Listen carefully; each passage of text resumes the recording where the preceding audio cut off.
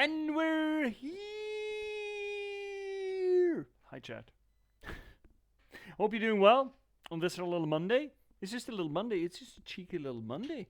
Look, the Monday didn't come around hoping to hurt you, alright? It's just here, and other people have just stapled a bunch of bullshit on top of it, and the Monday did nothing to deserve it, okay? So don't hate on the Monday. Hate on the people colonizing on the Monday, yeah? There's a big diff. Either which way, hi. Hope you're doing well. Now, tonight we're gonna carry on with some more Clair Obscur. We might spend all day at Simon, and that is okay. That is how you do these things. You keep doing them until morale improves.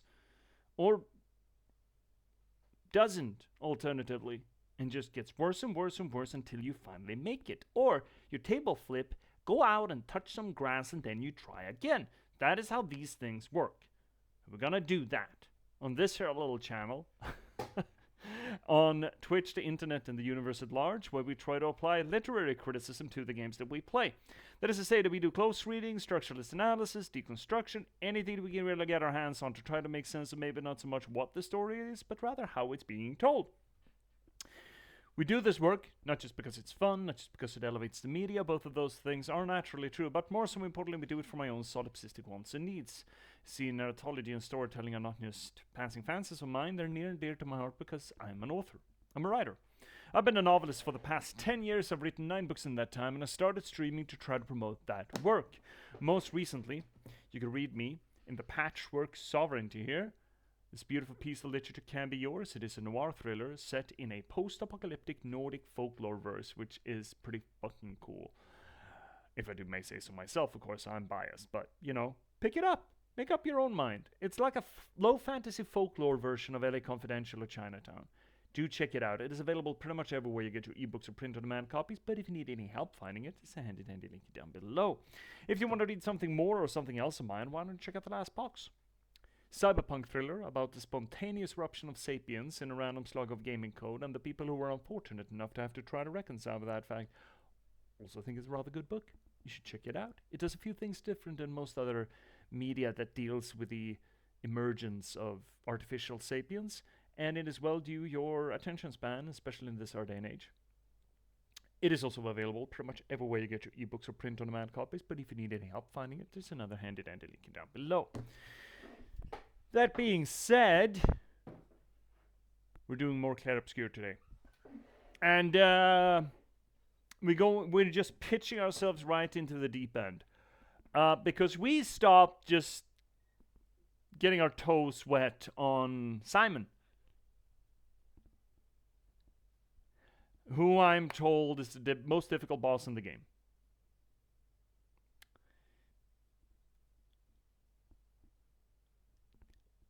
Look, if there's not a stage 2 to him, I don't think he's gonna run us the entire stream because we got him down to like 20% health. I mean, we got the whole, fucking kamikaze run with Mael, so she should do some sort of short work of him, but worst case scenario, we'll be here for a while. But it's all according to Kikaku, don't you worry none. I have, considering how... What was it that took so long for us yesterday? Or last time, on Thursday. What was that? There was something that we did that took a bit of time. Was it just getting to Simon? I don't remember. No, there was something else. Either which way, it took us a little bit of time, so I have no hopes on finishing this game on Thursday. Speaking of, I gave you some faulty information yesterday about the schedule this week. We're absolutely running Thursday as well. I mistook the week. It's next week when I need Thursday off. Hey, Cryptics! Making food so half there. Yeah, well, I hope it's the good half.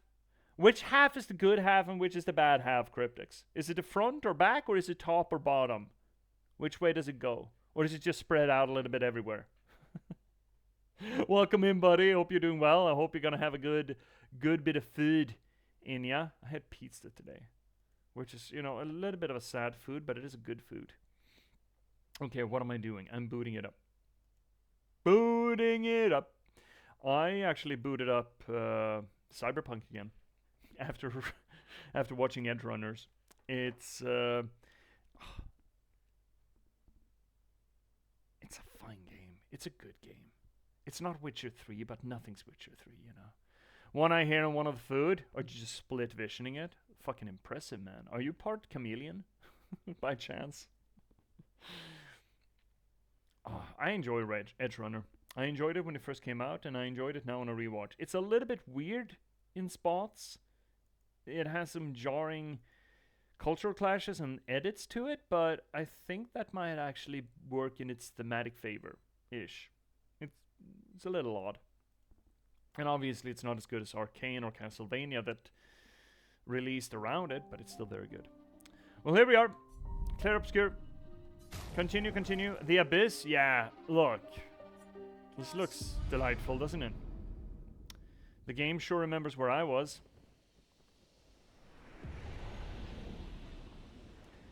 So we came into a little bit of a vortex-ish area here. It's supposedly the Renoir made some sort of stand, or the real Renoir made some stand. It is hypothetically where the first expedition came.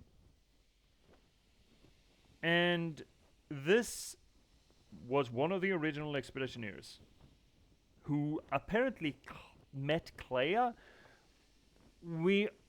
Cryptics wants us to assume that all these glowy yellow swords that we see on the horizon are this guy's. And we saw a bunch of these, among other places in Old Lumiere. One of them having killed Clair's Axon. We're pretty sure that's Clair's Axon, carrying the weight of Lumiere on her shoulders while wearing suspenders and looking fucking rad doing it.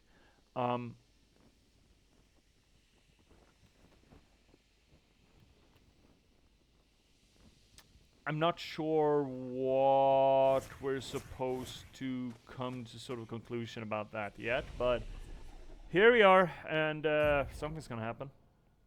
Oh shit, I haven't leveled you? We have so many points. Where did we get all of these points?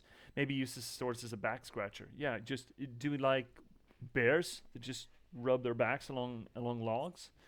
Holy shit, we got so many points here, bud. Top you with agility? Eh, might as well.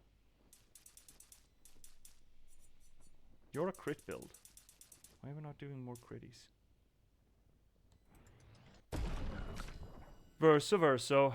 You're already top with agility. You cannot top with luck. Yet.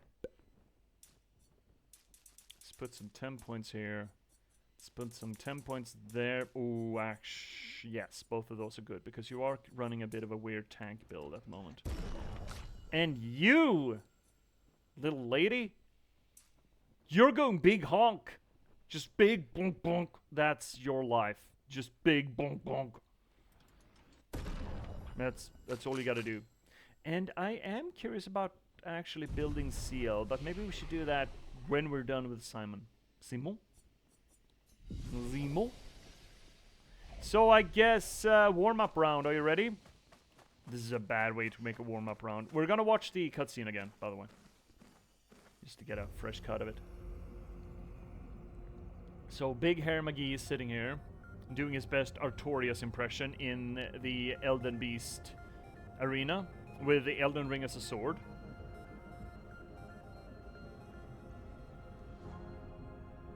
These swords, they look like the ones in Old Lumiere. Ah, so he's the one who felled the Axon. Exposition? Or reminder exposition. Hey, Sigardi! Simon. You know him. He's an old friend of mine. I'm gonna give you a shout out real soon, He Sigardi. joined Expedition Zero. How are you together. doing, buddy? He disappeared, and I thought. Looks like you met Clair. Looks like he met Clay, whatever the fuck that means. Suddenly turned him into a bit of a Frankenstein here, or Artorias. My friend. Doing its very best Artorias impression. Yeah, we are definitely gonna die a few times here against this lad, but alright, there we go. Here we go. Hey Singardi, how are you doing, buddy? Haven't seen you around for a while. Last time things were rough. I hope you're doing better, bud. So big shout out to you. This is the second try. Well, we did a few runs, like 3 or 4 last time we were here, right? It's not my first. It's just my kind of first. Just sort of first. Just light first. Okay, I mean, she's doing her thing. Lost chance. Get Stinky. The dance begins. And get Stendhal.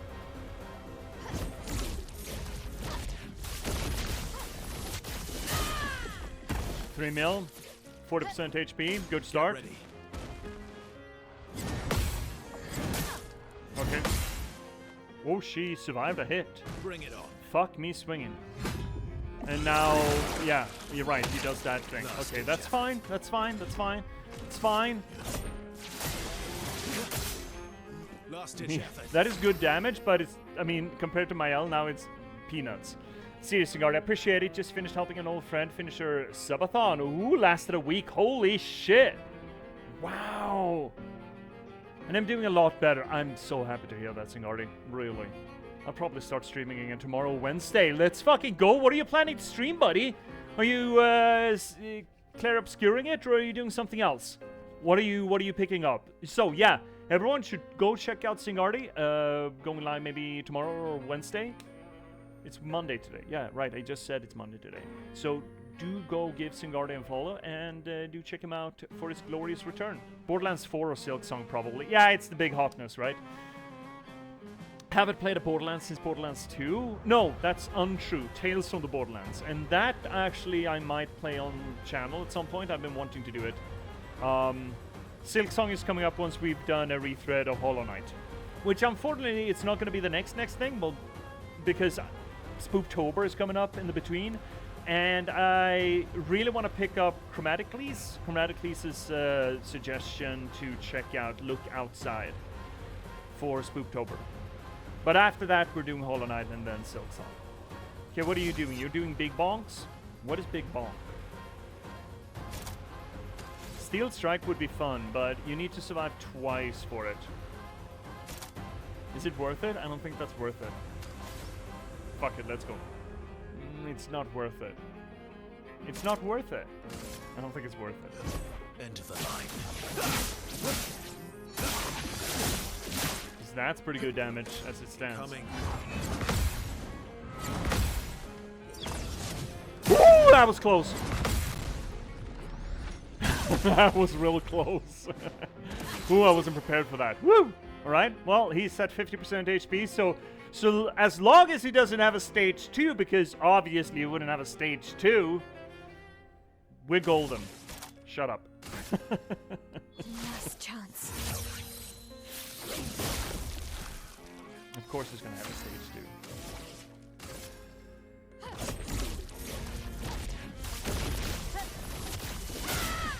2. Good, Dammy. Let's dance. She revives sort of magically, right? Ready to evade. Oh, right, you do that. Oh, it's fine. I was like, jump! Van Halen says jump! Okay, Mael is fine. We're all fine. Everything is fine still. I would love to slow him. Can we slow him a little bit? Can we just put a little bit of brakes on him? I would love to put some brakes on him. Can you just Feel the storm.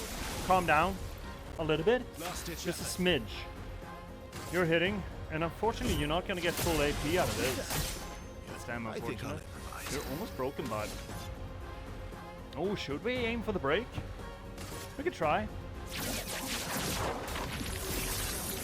Would be nice. Good Demi.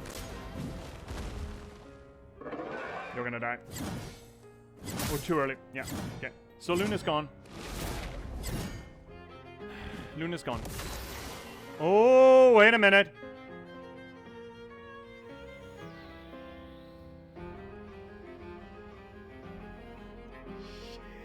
Actually, fuck, not enough gradient. You know what? I think this is worth it. I think this is worth it. Still need your help. Realize it's not optimal, but I still think it's worth it. So, instead we poke? Yeah, poke. Just one poke? That's so... Oh, Steel Soul Shield? Oh, we had a shield. Oh no. I'll do it. He really doesn't like Lune. Oh, she survived! Fuck! Get ready. Gather Stroma. Oh, 1 HP. That's fine. That's where she wants to be. I tell myself. Right, just smack. Dibble dabble. Yeah. Last ditch effort. And 7 AP. Ascending Assault, I think. I think that's going to be the best turnout here. Now is our That's chance. not bad for a first Ascending Assault. Alright, Lune. I mean, it's no use. Lightning, I think. Yeah, we're fucking lightning it. Yeah. We're doing that. We're doing that. Doing lightning. A lot of crit. Yeah, this is good. Thunderbolt and lightning, very, very frightening me. Galileo, Galileo, Galileo. I'm ready. Wow, he really does not like Lune. I can do it. Fuck, we're in this position again. This unfortunate set of circumstances. Phoenix Flame.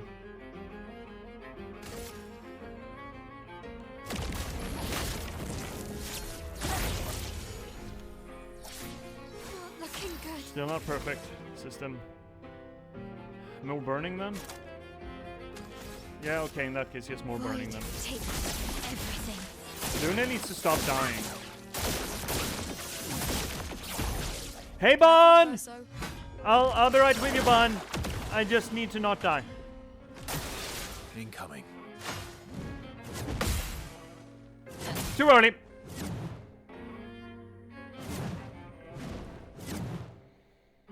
Are you gonna make Mael go away? Or will Versa have... Versa has an opportunity. Hi, Bon! Welcome in! Hi, plebs. Hey. If you're gonna come in with a hi, plebs, Bon, you're gonna have to use this thing. How are things going? I'm doing the worst boss in the game, or the hardest boss, supposedly. Except dying part. We're fine! We're doing fine! This is the first try tonight.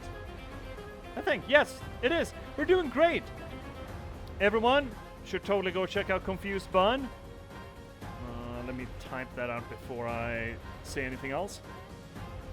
There we go. So, Bun, what were you doing last I saw ya? What were you doing last I saw ya? Shit. I forget. Me forgetting. I don't remember. What are you up to? What are you playing currently, Bun? Is it something fun? Is it something cool? How did you get on with Cultist Simulator? Bonk. Bonk. Cut. And Last right, ditch I effort. need to remember to... I almost forgot. Almost spaghetti. Spaghetti. Long combo. Unfortunate. Too early.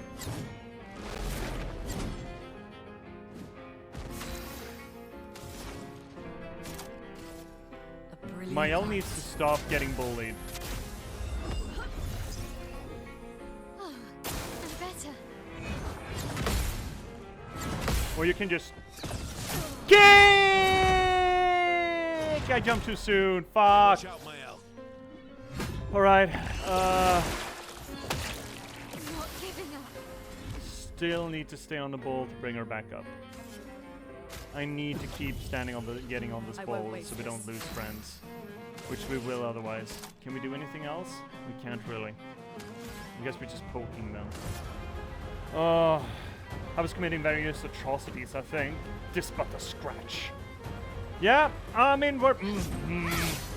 It was like one good attack out of Mael. Like one good attack out of Mael.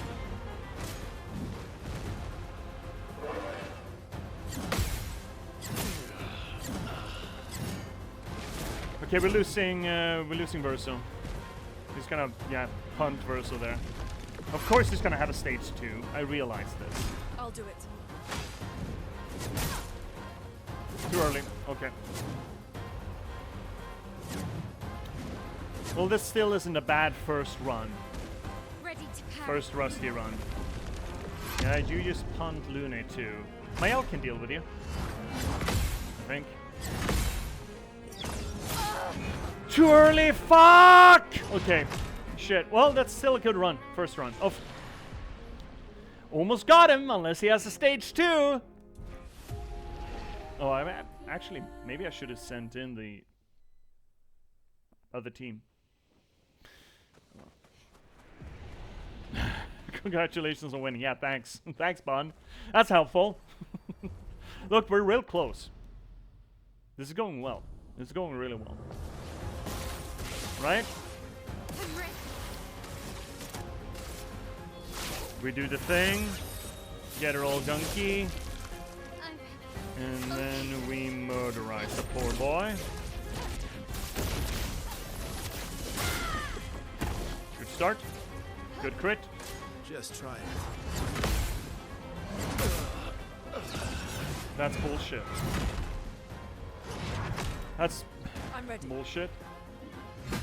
I mean timing. It's timing. Let's dance. I felt like I had the timing down on that one. I feel a little cheated there.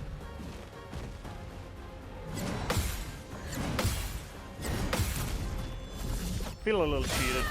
Just a smidge. I'm not giving up. Just the smidgens. Last chance. I can do it. Why do we not have cheater on Lune? Good question. Next question.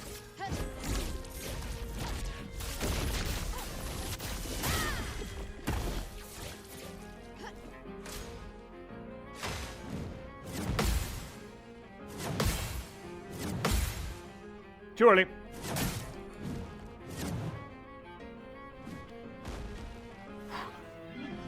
I felt it. I felt it. I don't have that combo down. Okay. Nor this one. Yeah, or this one. She's gonna come back up though.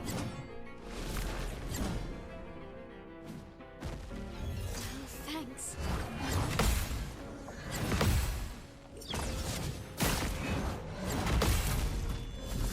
I'm predicting the jump too fast, too early. Last chance. Get gunky, and then let's go. This will hurt. Stundle. Fiery. One more.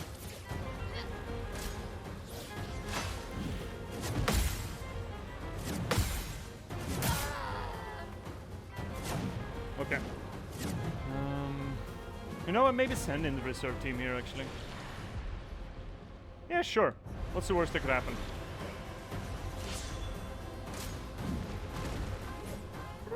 Worst case scenario, we're gonna get more pracky and for the combos. Ah, there we go. Okay. That's another... Oh, shit, he has so many turns. Why do you have so many turns? Really would have liked to get out that slow on him, I suppose. I'm waiting.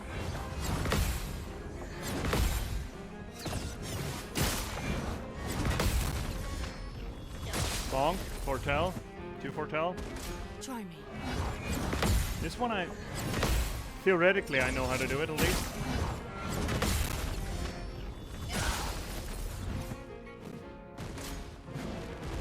This I don't know how to do. Too early. Right? Well. I mean, we're in for a long run, yeah? We're here to stay. We're not gonna let Zemo... Oh, he's gonna have a stage 2. I fucking know it. I fucking know it. He's gonna have a stage 2.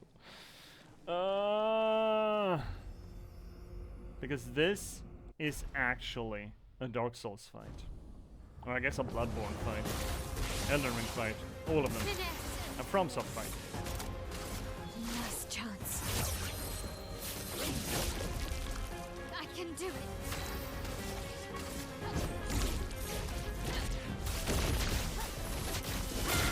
Imagine not having that big O attack with my L.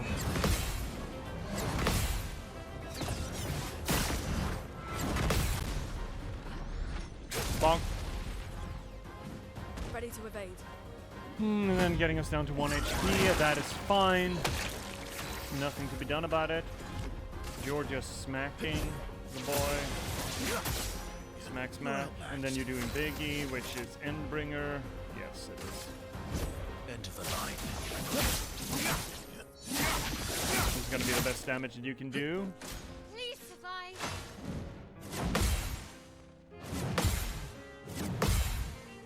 Too early. Felt it. I don't have that combo down.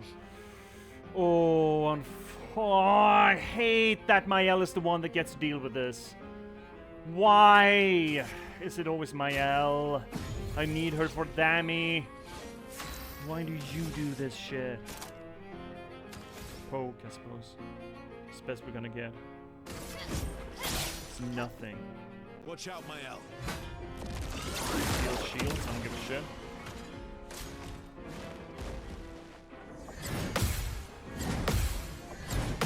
I mean, powerful combo doesn't really matter considering I usually have 1 HP. Now we're slowing though. That's fine.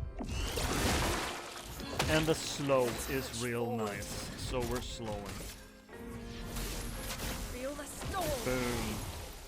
Get that greater slow in.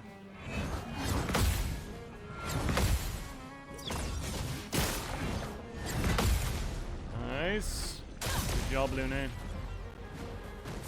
Verso. You're down to D rank. That's bad for me. Guess it can't be helped, can it? Endbringer? End of the line. Not doing nearly as much damage, but I can do it. here we are. And you finally get to do your thing, which is delightful. Last chance. Blades sharp. Fiery. Good, Danny. Bring it on. Don't like this one. Surely. Yeah. Yeah. Now at least it's Luna next, so she can bring him up instead. Now was our chance. Perfect. Rebirth. A brilliant light. I'm happy that the quick time events at least are only the X button and they don't switch up. Alright, smack. You're down on D again, which sucks, but you know, can't be helped. Endbringer, it's the best we're gonna get. That's good crit, by the way.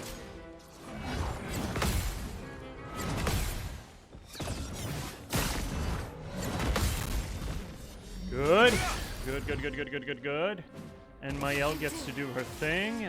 Love that for us. Lost chance. En garde. Stand all. Fiery. Get ready for stage 2. Here comes stage 2.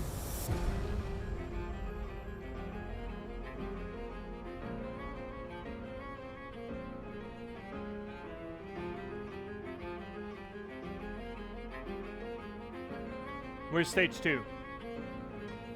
I was promised stage 2, wasn't I? I was sure we had a stage 2 in here somewhere. Where did you guys put the stage 2? Hey. Where the fuck did you put stage 2? I was sure there was a stage... Hey, where did you put stage 2? Is it under the seat? No. Where's stage 2?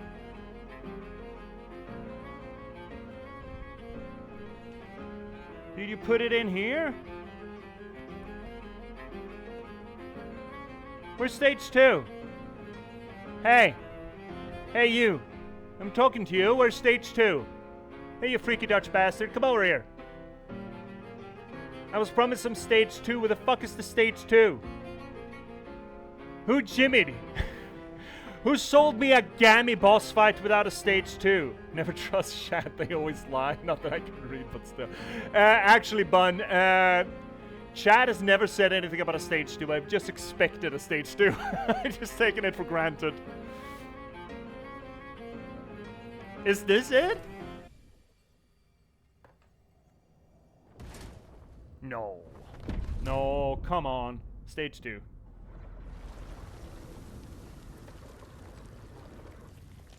My love. These foes. Oh, stage 2. You, who have fought heaven and earth and subdued giants, Stage 2. to find me, to free me from her grasp. Would you fall now to the likes of them? While your oath remains unfulfilled, rise. Your enemies await.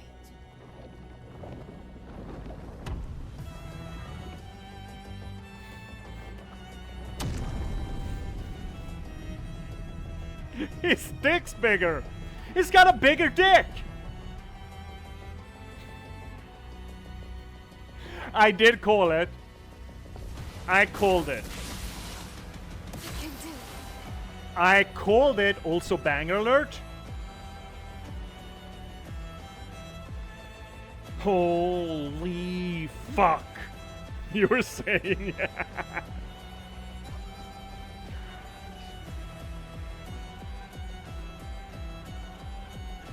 What's the name of this song? Geef.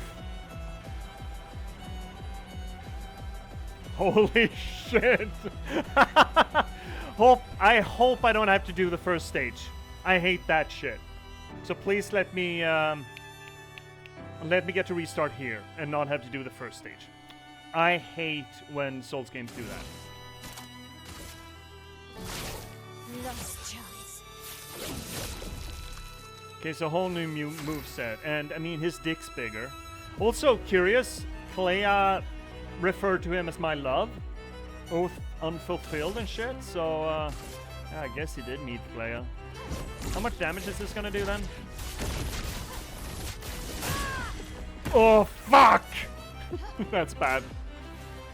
What do you mean light speed?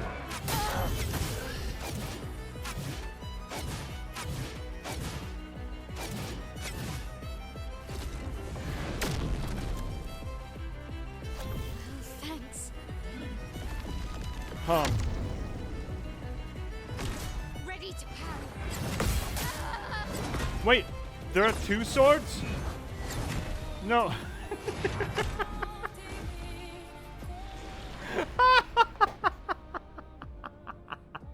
I was like, ooh, that's the same combo. Why not this one? What do you mean two swords? You know what? Yes, I need to train. I need to practice. I need to practice. Your turn to dance.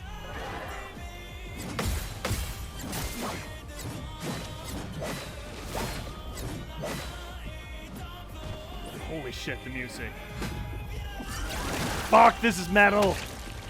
Why, yes, I'd love a dance. Foolish me. Oh, okay.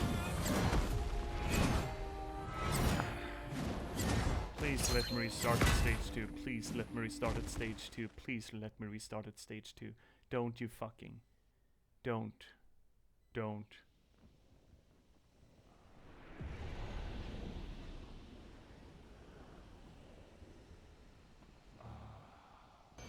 Oh no, he died! I mean, it was to be expected, Z, right? Hi, Z!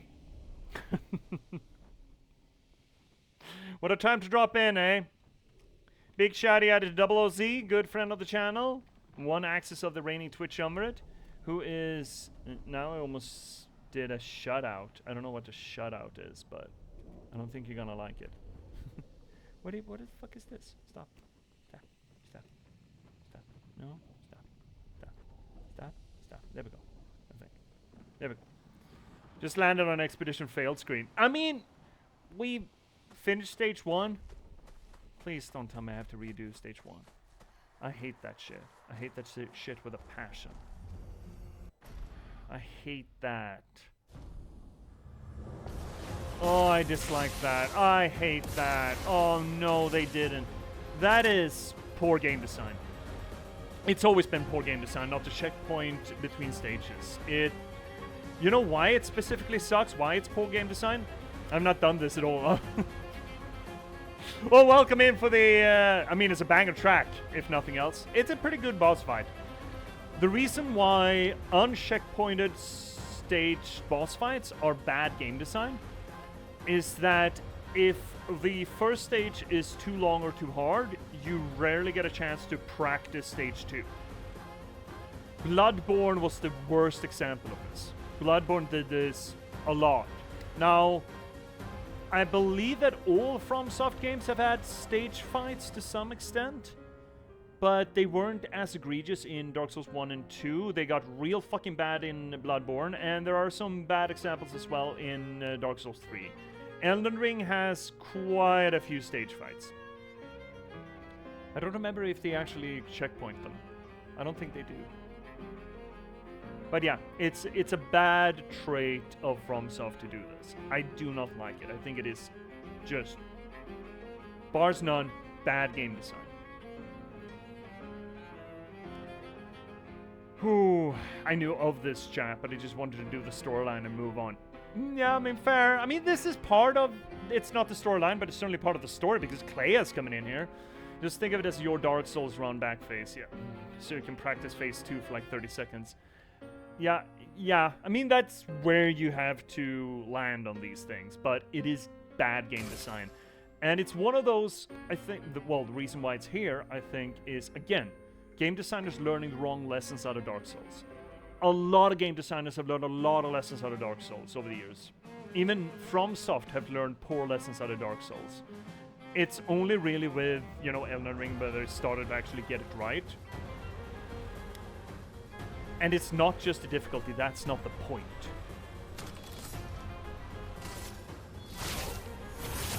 And this is one of those lessons. Oh, we want to be like Dark Souls. Oh, they know this.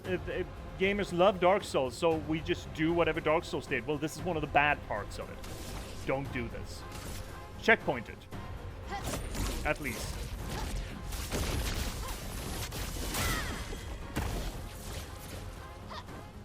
Bring it on.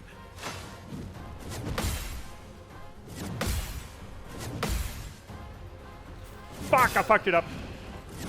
I do that. Okay, bad start.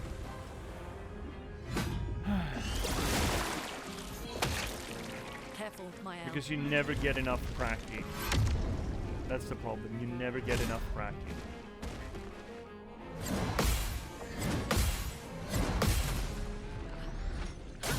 And you need the practice. That's how you manage these fights. You get your reps in. You get to learn it by heart. You do it by rote, and that's how you finish these fights. But if you don't get an opportunity to practice until you get wiped and have to go through a slog again, I remember the fucking Ludwig fight. And especially when the pacing of those fights changed up dramatically. Like here we have double taps and everything, which is not as egregious, I guess. But I remember the Ludwig fight, and there were... God, I got down that first stage to a T, but it was still a labor to get through it because it's a long stage. And then the entire dynamic of the fight switches up, and you're just honked. And it sucks. It's just bad game design. It's not that it's hard. Look, I don't mind a hard fight. I really don't. I really, really don't. But just repeating something hard just to... It becomes tedium, you know? Not even Dark Souls is free from tedium. And there is a balance between challenging gameplay and tedium. Those are not the same thing. Too early. Again. I'm really not good at this one. This is the worst one, I think. For me, that's the worst one. Oh shit, we're in this circumstance again? You know what, maybe we should just go wild. Fuck the rest of this. So what, they just fool us back so we don't get the experience for killing them the first time either? I mean, we didn't get any drops, so... It's weird that we have the fight finish screen while it's just a stage transition. Yeah, punch her. Get rid of her. You only have like another hit on you, it's fine.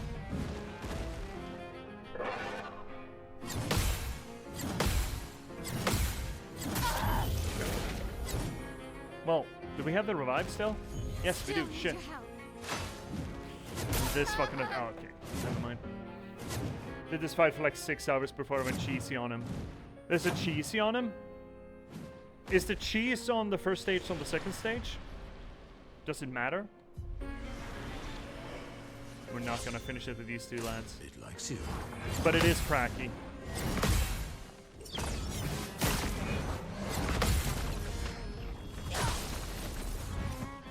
We're not getting Fortell? Why are we not getting Fortell on it? I don't know.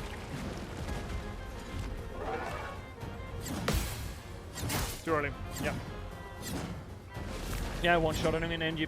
He has like 138 mil health HP. That is one reason why I just don't like New Game Plus. Generally, in New Game Plus, all that's done is just give more number. And I think that's bad difficulty scaling design. It's a general rule. Just add more number is not good game design. That's why the first stage on this lad is actually pretty interesting. He doesn't have, I mean, he does have an atrocious amount of health unless you run gimmicky Mael. But it's more about perfecting the, I mean, it's the parry game, right? It's always the parry game, which is what sets this game apart from pretty much any other EA RPG, essentially. Where otherwise it's just a number crunch, it's just a numbers game. And numbers game is not interesting. It never has been. It's just, do you heal and damage more than the boss? Do you have bigger number generator? That is not interesting one bit. At least not its fundamentals. In the details it can be a little bit interesting, but generally, meh.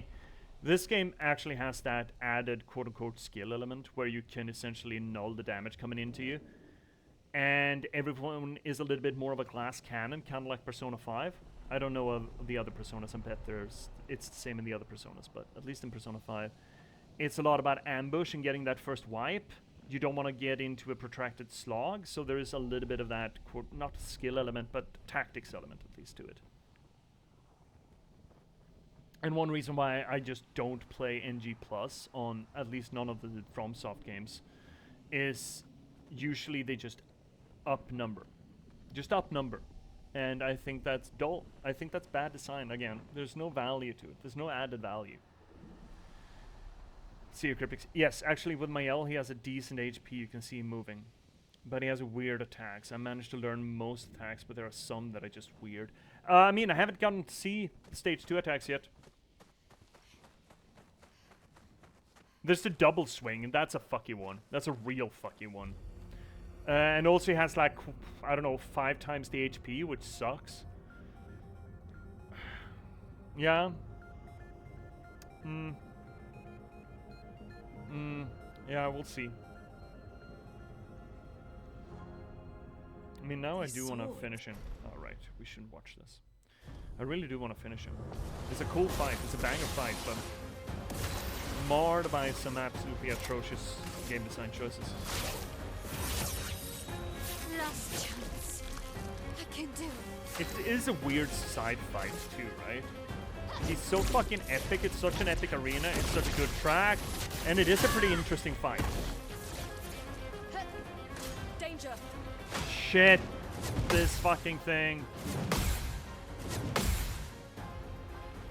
Too early. I'm ready. And then he's gonna punt him. Danger.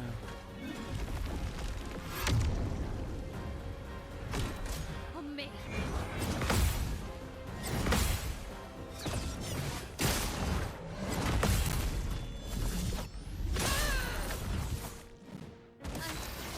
Okay.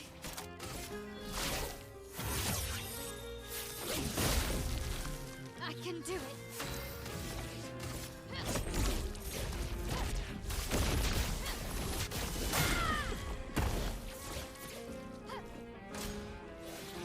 God damn it.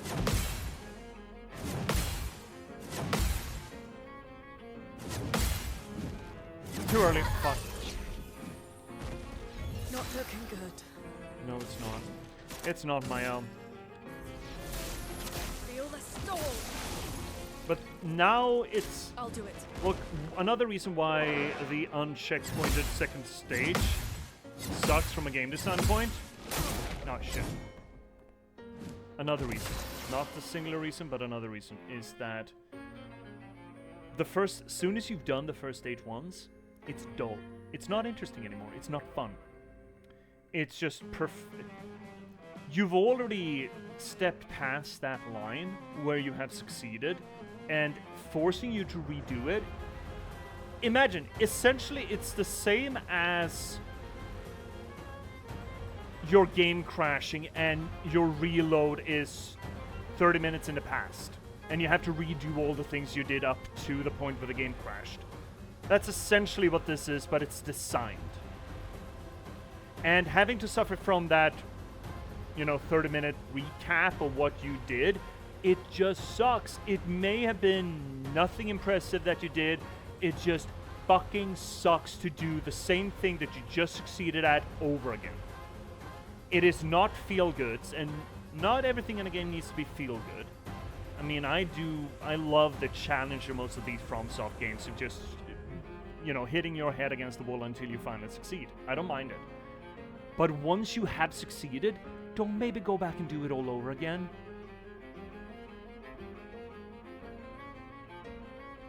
Bad game design. I'm gonna start whining about it. I realize it's just but I am disappointed with Clair Obscur. They have been very good so far at just picking out the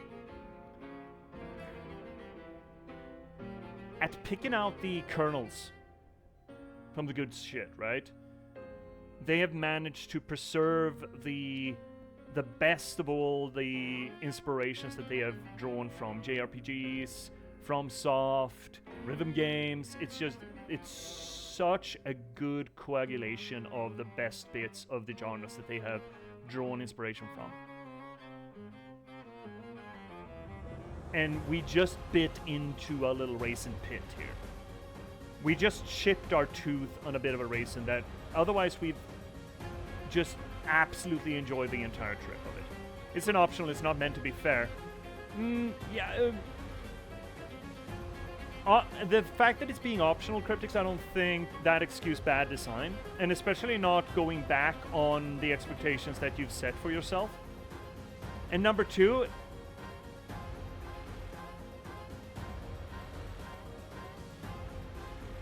I don't think fairness has anything to do with it.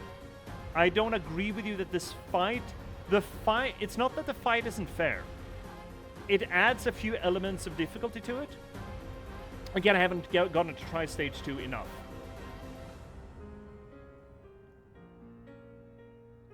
Hard... let's see here. Difficulty in boss fights, or difficulty in gameplay, is not about being unfair. The best and some of the more challenging fights in the FromSoft genre aren't unfair. There are rules to them, rules that if you learn them and abide them and just take your time and you're patient, they are fair. The unfairness comes from when you try to do something that the fight just tells you, well, you can't do that here. And it keeps telling you that. And if you keep trying to do that, yeah, you're gonna fail. That is not unfair. That is the definition of fair, actually. But this staging of things without checkpointing,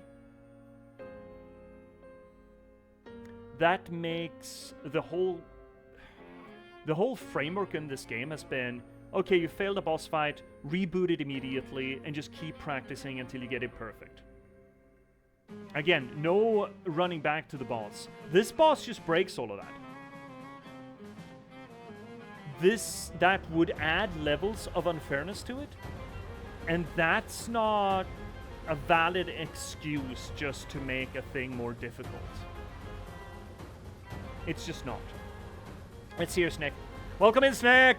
Argument makes me think of dying to Sister Frida in DS3. Sister Frida she was hard. That was a hard boss fight, and 3 stages? What the fuck is that about? But yeah, again, we mentioned that, Snake, like, FromSoft have been, in the Bloodborne Dark Souls 3 era, they were at their worst with this uncheckpointed second and third stages. That you had to slog through the first and sometimes the second stage. I think it's just Frida that has 3 stages. But having to slog through the second or the first stage again, and it became tedium, became boring.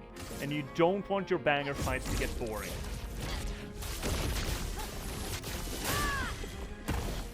One more, maybe 2. Ready to parry.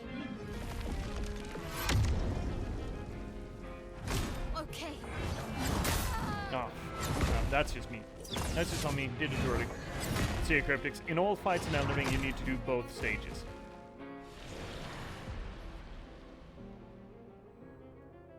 Not all some fights do have stages, absolutely. Like bad stages to them. It's been a while since I played Elden Ring. Your turn to dance.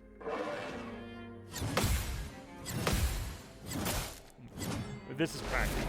And again, now I'm bored. You know, I'm not trying to learn anymore, which I should fucking be, right? I should be trying to learn this, but now it's dull because I've had to do it once. I've already finished it once. And also I'm being pissy about it, so I'm not really paying attention. I will top to that. Oh, that's never gonna get it.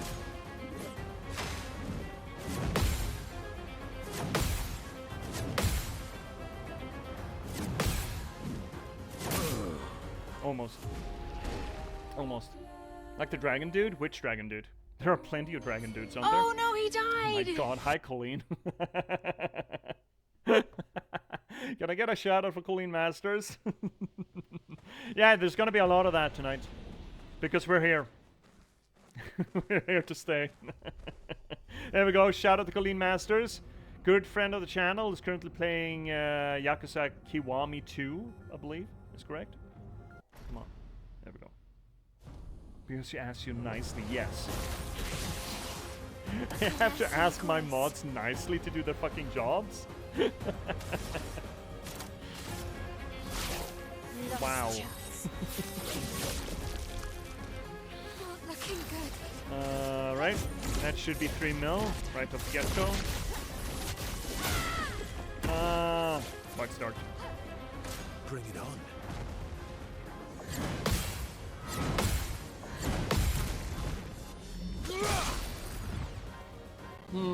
Careful now. Yeah, that's fine. I thrive on 1 HP, you dumb shit. Q, Q, Q. Standard attack. Ready to strike. Endbringer. End of the line. So long as we're playing perfectly, this is fine. Take cover! Fuck! Too early. And Mayel is the one who's up next. Ah, fuck!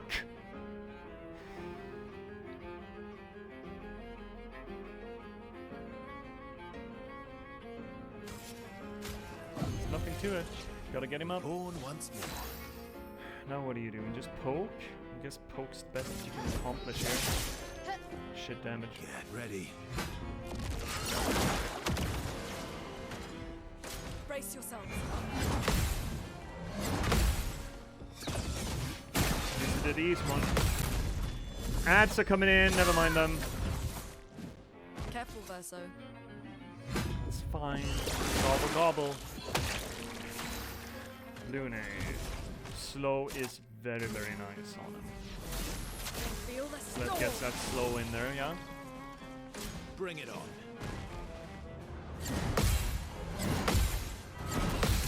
Good. I mean, the powerful is inconsequential, right? I think I'll improvise. It doesn't matter, because we die in 1 hit anyway. Doesn't matter if he, you know, really makes an effort at it. Improvise. Endbringer.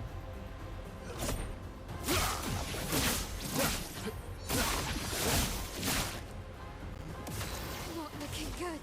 Oh, we can shoot. Once. Not more than once. Whatever you do, don't shoot more than once. Last chance. I can do it.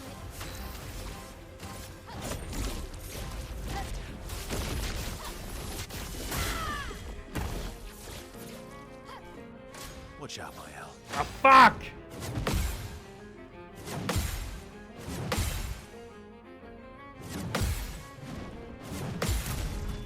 Yes, we got it! That's the first time, right? I think that's the first time that we managed that one. 4 HP or 4 AP, that's nothing. Shit. Well, I guess you're just hitting him then. That's boring. Radiant attack? Cleanse all status effects and heals all allies? Me. High earth damage to all enemies, removes hit. Boring. No, I guess we're just hitting. Dull. I think I'll improvise. Verso is not gonna get his full AP, unfortunate. I'll manage. What do we got here? No. Actually, no. Sending a suit. I missed it. Fuck. Brace yourselves. And I hit too early. Fuck me swinging. And now he's gonna punt my L. Oh, fuck me swinging. That's lucky. Thank God. Okay, one pop. Actually, two pop. Then last chance. Last chance. Not looking good. Stendhal. That's gonna be the next to last one.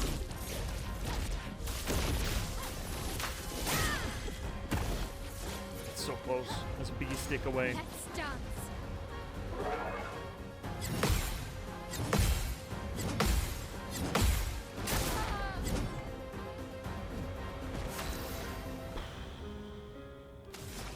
Let's play it safe. A I brilliant don't want to fuck light. this up.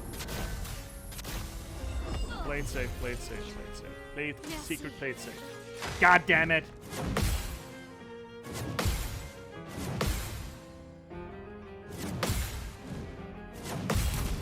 Good. Good, good. Almost broken. Holy shit. Are you gonna make it to break him, bud? I don't think you are. He did it, and he doesn't have 9 AP. Fuck.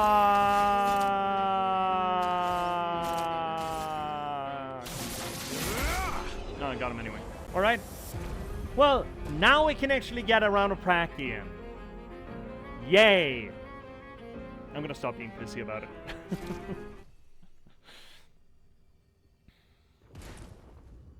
Let's take a look at this cutscene again. See what she has to say, specifically. My love, these foes are beneath you. My love. You, who have fought heaven and earth, and subdued giants. To find me. To free me from her grasp. Free me from her grasp. So she was locked up? Now, to the likes of them. Huh, interesting. While your oath remains unfulfilled. Rise. I wonder if this is the real Clair or if it's painted Clair. One should think that it's only painted Clair who would have this kind of power, though. To make him into this thing. And then we got Big Elden Ring. The actual... No, sorry. The actual, you know, the Dark Soul... not Equinox. What's the word? Shit. The Eclipse. There we go.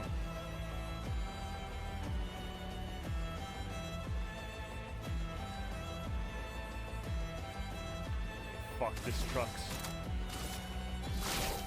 Last chance. Not giving up.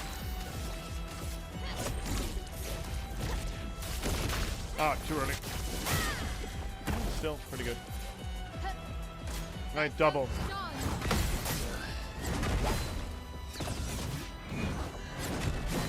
Oh, I'm so bored with this. No, not this. I'm sorry, not this. I'm not bored with, but I wish I could get more Pracky in before he ruins me.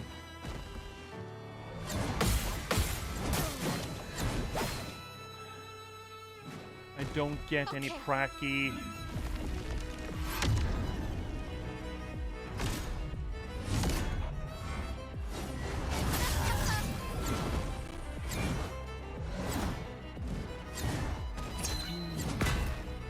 Let's see who's next. Reminds me of Moon Mommy Stage 2. Whoop, shit.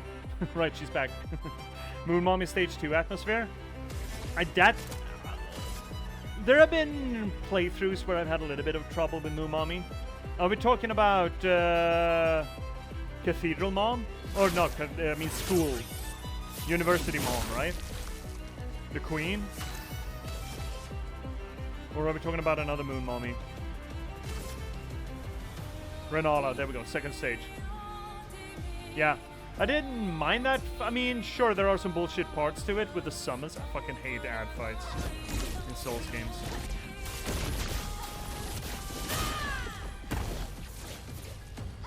Okay, just play perfect.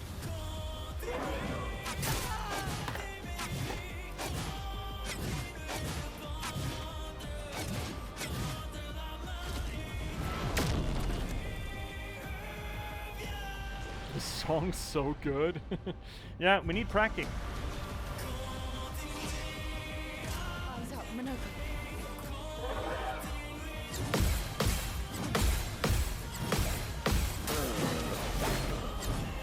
Well, better. It's getting better. You're short. It's getting better.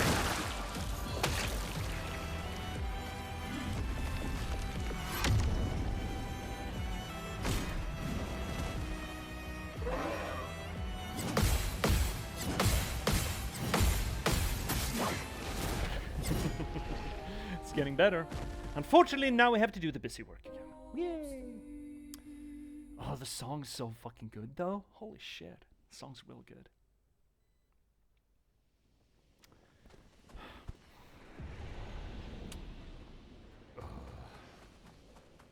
And there's nothing we can prep that makes this better, right? There's nothing we can do, because it's not about level. We can't tank his hits.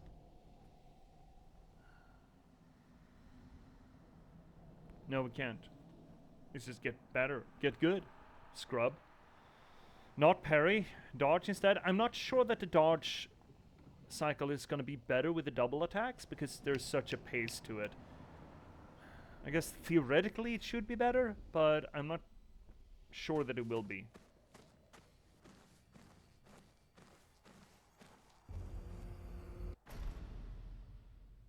Not sure that it will be. Let's see your snack. Unrelatedly, related on the stage fights fatigue, Night Train has a mechanic where the bosses can start at phase 2, but then get a phase 3 which is neat. Oh yeah? What, they just jump over stage 1? I mean, I would prefer that actually, because it permits you to practice. It permits you to practice on that level where you're struggling, right? I mean, hypothetically, once you get good enough at stage 1, it won't matter. Technically, it's going to be busy work, but still, I think I prefer that more so. Never actually played Night Rain. I hear it's a very good game, but it is just not how I engage with Elden Ring or the FromSoft games. So it feels like it's not going to hit for me, or also I don't have other people to play with to that extent. But from the people who do enjoy it, I've heard it's very fucking good. Bring it on. God damn it. Too early. It's more roguelike than FromSoft. I'm ready. It's also awful on your lonesome. Yeah, as I understand it. So I don't think I will. I still haven't finished the DLC. Oh, the original DLC. So technically I should get on that.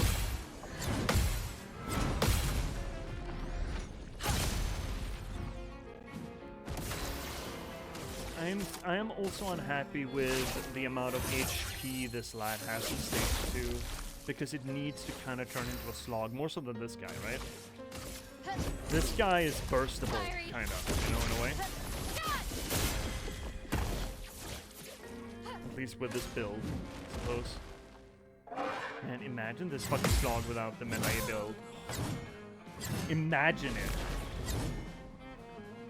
That'd be god-awful. Oh shit, he's gonna go again.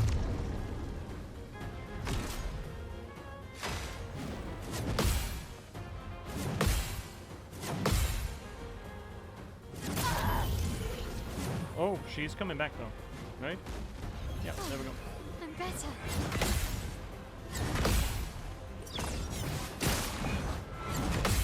Good stuff.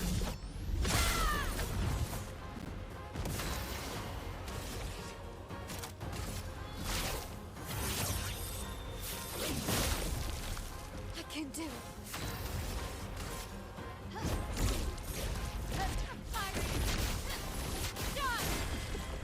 Two more. Okay.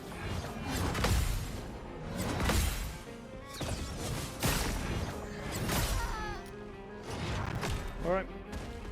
Do over. Yeah, actually. No, we're not gonna. No, this probably wasn't a good idea.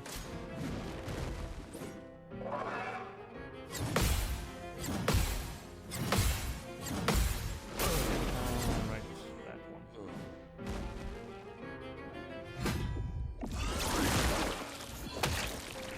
Take your shot.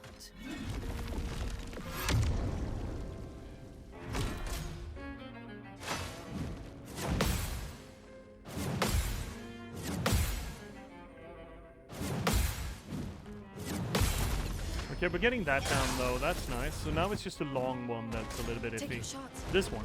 Perfect.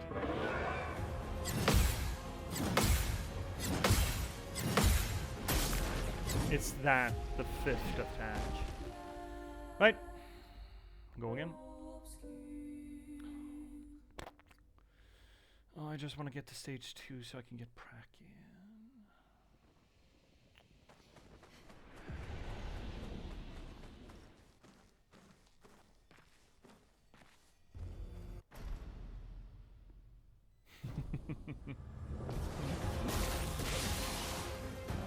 Those seagulls are so fucking good, Colleen. They're really good. Last chance. Yeah, there's gonna be a lot of that I tonight. can do it. Fiery.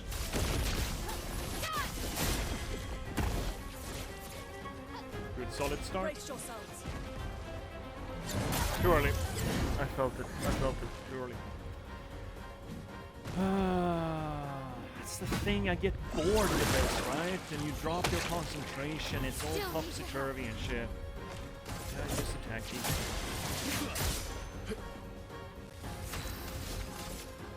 No? I'm correct. End of the line.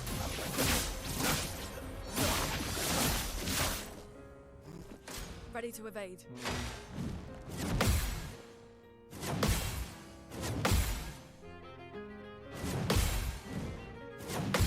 Good. Good.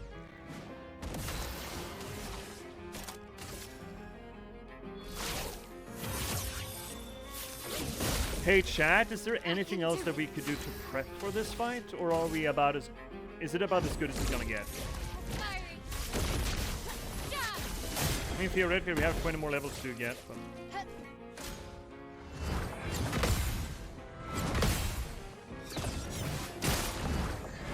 Too early. I felt it. I felt it. So Luna's gonna go away before she got to slow out, which is bad. Bring it on.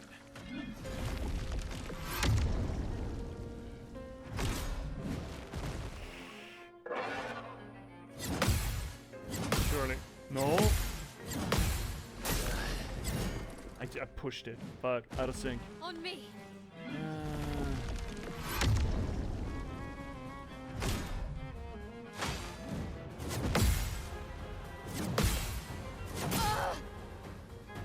Yeah, this is a wasted run anyway.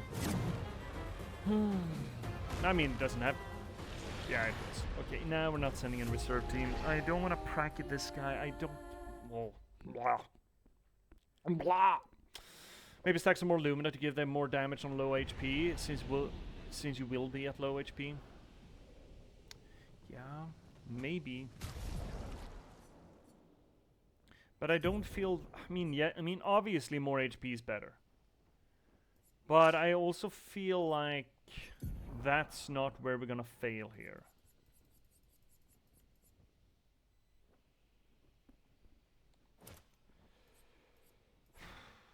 The problem isn't really...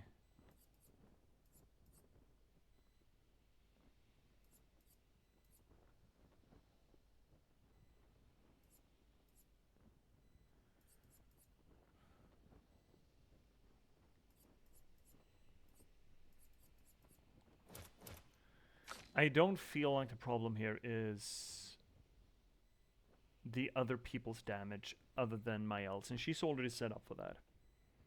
It is getting opportunity to practice to survive him in stage 2. And there's just, I don't see anything that we can do to get us there.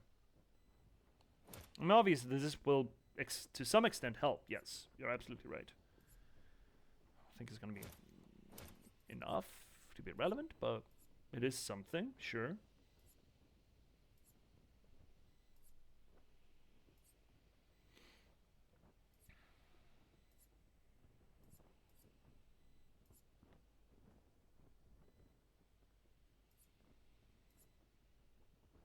I mean, it is not nothing. And supposedly every little bit helps.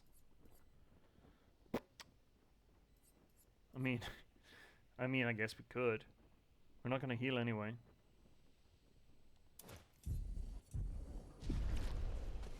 Need to remind ourselves to get rid of that, though. Need to remind ourselves to get rid of that.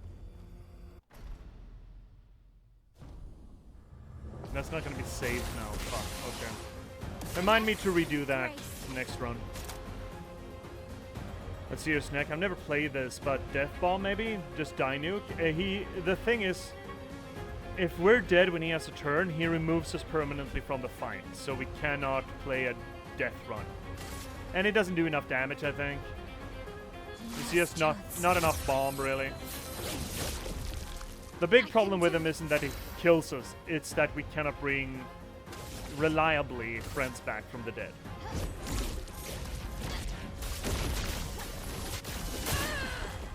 Unfortunate. No crit.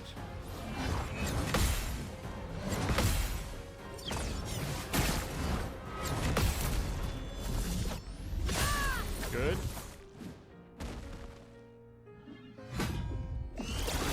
Down to 1 HP. SSR 1. As we bloody well deserve to be. And these. End of the line. We were doing good damage. We're doing real good damage.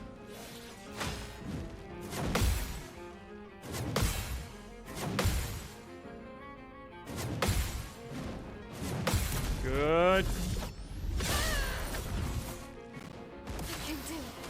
No, now you're gonna get to shoot a bit. That's nice. Good for you.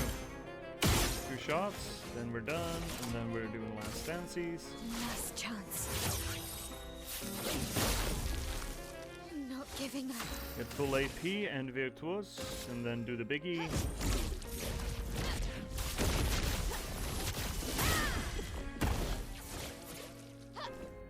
Ready to evade.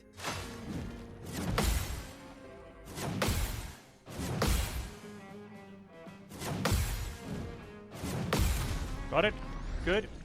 Good stuff. Ooh, she's counterattacking with 100k now. That's nice. And then now his damage is also up here. That's nice. And we want the slow. Oh, fucked it up, but that's fine. We're not doing it for the damage. And you're just attacking. I'll manage. And sending a silt, I suppose. Not bad. Careful now.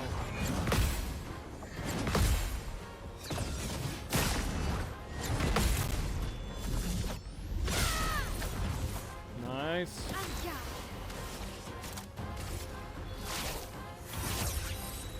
Last chance. I can do it. Firing. Okay. We're into stage 2. Wait a minute, we're actually getting the XP? We're actually getting the XP. That isn't rolled back when we die in stage 2. That's strange. Is that not strange? Does that not strike you as strange? It strikes me as strange. I guess I should look a gift horse in the mouth. So I guess we're technically farming here. Alright. Second stage. Different from the first, but same. This is one we want to practice. I can do it. That's a rough perform. Yeah, it is. It's not perfect system, but it is something, you know. It's a silver lining. We gotta hold on to those. Look, his dick's bigger. He's also getting things from this. Shit, this song is so fucking good. Blades sharp. It's one of those things. This song would not be nearly as good if it didn't play at a boss fight, right? If you just listen to it, it'd still be good, but wouldn't be the same fucking oomph to it.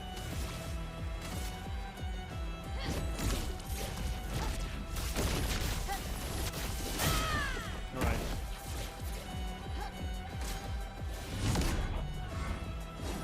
No. I don't get enough practice! Well, thanks.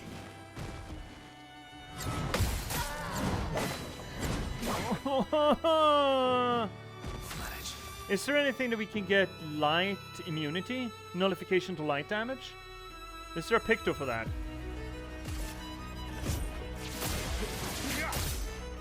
I think I'll improvise. Thanks. That's fucking big.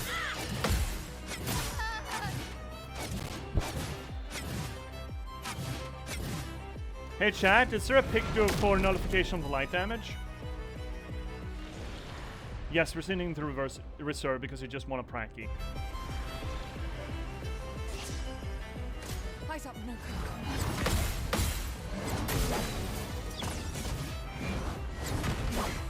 I need the timing in on the double attacks. Because apparently that second attack swipe causes is light damage.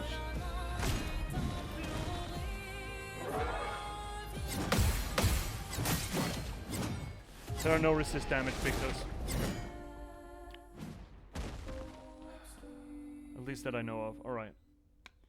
Because that would have been one of those things, you know? If we could ignore the second spam attacks, it would kind of be not a cheat on him, but it sure would do a lot.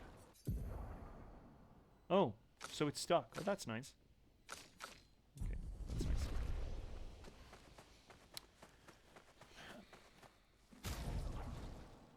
No, wait. The experience didn't stick? Okay, well that makes sense though.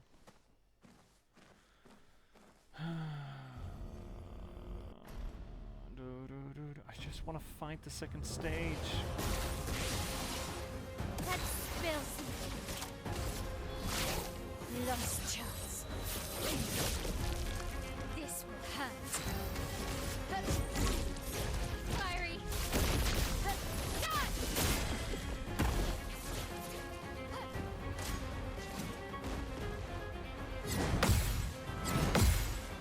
Too early. I'll do it. Which means that Verso's gone. Careful, Mael. Mael can do this on her own, On technically. me.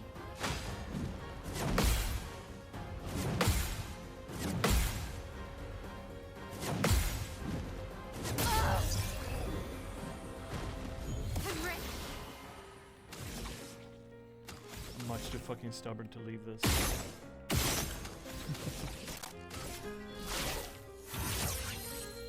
Last chance. I can do it. The question, I guess, would be, is this good viewing?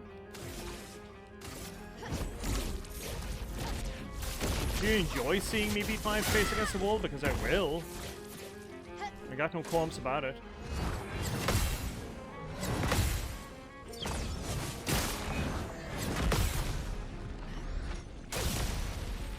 But if people get bored watching it, then we should probably get on something else. We got plenty of other stuff in the game as well. Like the tower, for example.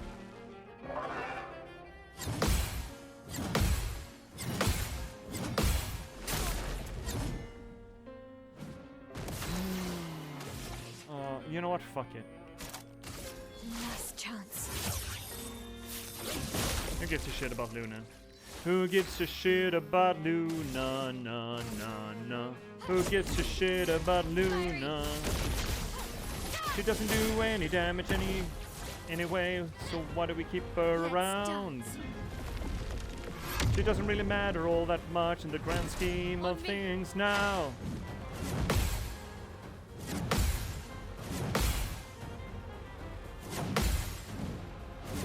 It's a Miles game, and we don't need to run around with a black mage. We just need a parry, good, and jump every once in a while to kick Simon's little stinky ass out of here.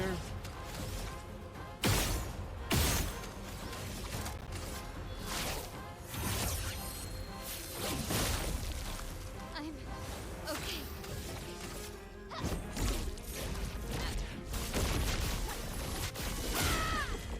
One more.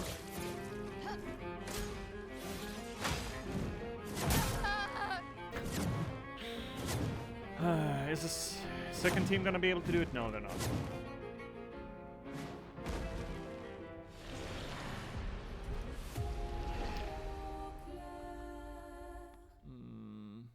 I wonder if there's something I could do.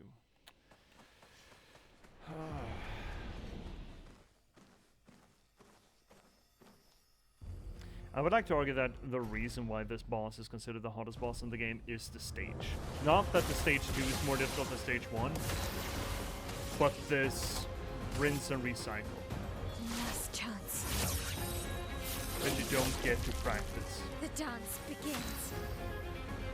Maybe we should just try to dodge instead. Oh, let's try it on a second stage.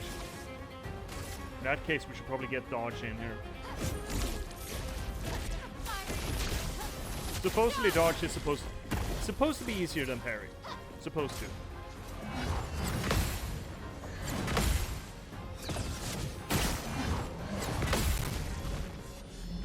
So let's try that next time. I think the dodge is just 1 point, 1 lumina. Watch out.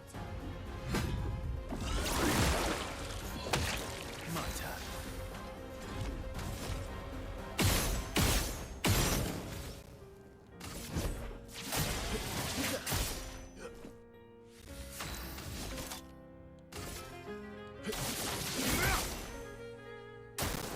Okay.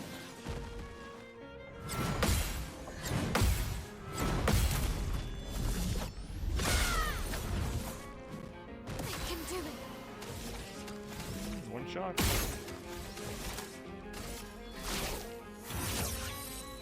Last chance.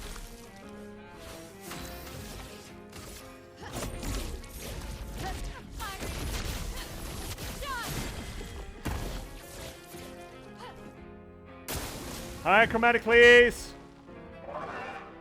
I will be right with you until I fail the combo. Simon going down today? Look, we got stage 1.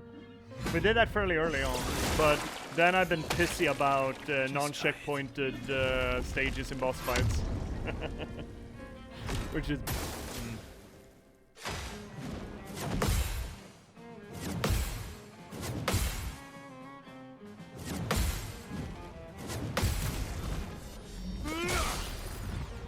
But again, it's not the difficulty, it's that I don't get to practice. I just want to run stage 2.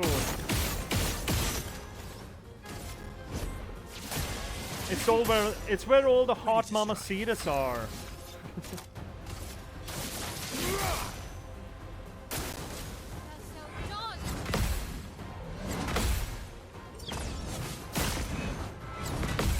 Ooh, I thought that was early.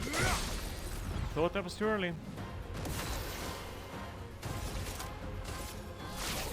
Took me like 18 hours to kill this guy. Ooh. Not giving up.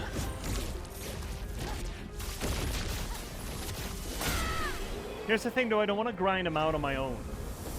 I don't want to grind him out on my own because I want it caught on stream when I actually do him, you know? I want it caught on stream. I could pracky, but you know, you never know when the practice run becomes the real run, you know? Alright, second stage. Second verse, same as the first. Cool cust scene. I don't care anymore. Good, they're all here. I can do it. The song, though.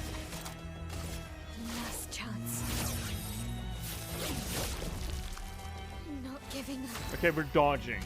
Right, we're dodging. We're trying that. See if that affords us the margin that we need to pass this exam. Let's dance. Surely. Much too fucking early. Best music track in the game, in my opinion. It's really fucking good. I did ask, what's the name of the song? I'm better. Are those possible to dodge, or do you need to parry them?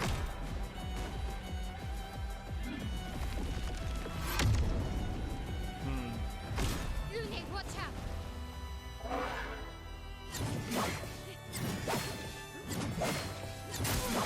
They absolutely are possible to dodge. Okay, good. Now everything just sucks. I can do it. The name of the track is "We Lost." Oh, that's good. That's a good. Name of the track. In regards to Simon here, from what I believe, it's the deal with Simon. The Say Cryptics, you can always quit right before you beat him, so you can do it on stream. No, I don't think that's how it works. I could. You know what I could do? I could wait with the final attack and just leave the game running until we're ready to go live. Next stream over.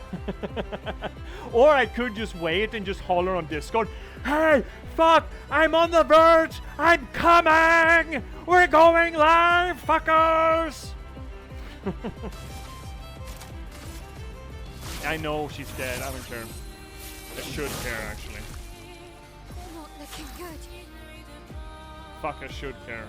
I really should get her back up because we need to practice the defense. Look, we're not going for win. We're going for getting attacked as much as possible so that we get to practice him.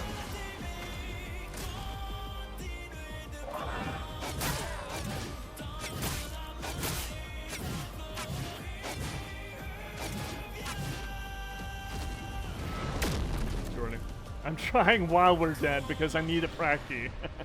Yes, reserve team. We need to practice. I'd love a dance.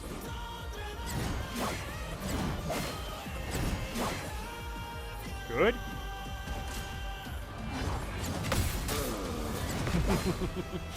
I really like the counterattack though. Fuck. No, I should just get good. Just get good. Take your shot. Actually, no, I learned bad lessons if I practice with the dodge. I learned bad lessons if I practice with the dodge. You just practice with the parry. Try me. We got one. I did good. Yeah. I mean, that's what I want to do, right? I just want to get good. I just want to run stage 2 over and over and over and over and over again until I learn it. But unfortunately, we're being bullied by stage 1. We're being forced to stage 1 nonsense. And I don't want that. I don't want a stage 1 nonsense. I really don't. But unfortunately, here we are. You got a lot of Lumina left. What are we running with you? Gain Rush is fighting alone? We could absolutely end up in a circumstance where Mael's just on her own. Right? Maybe that's not a bad idea, all things considered. Or counterattack? It's also good.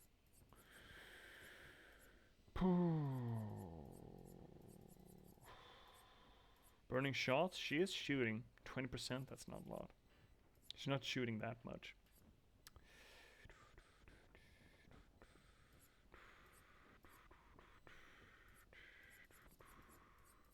How much damage does a death bomb do?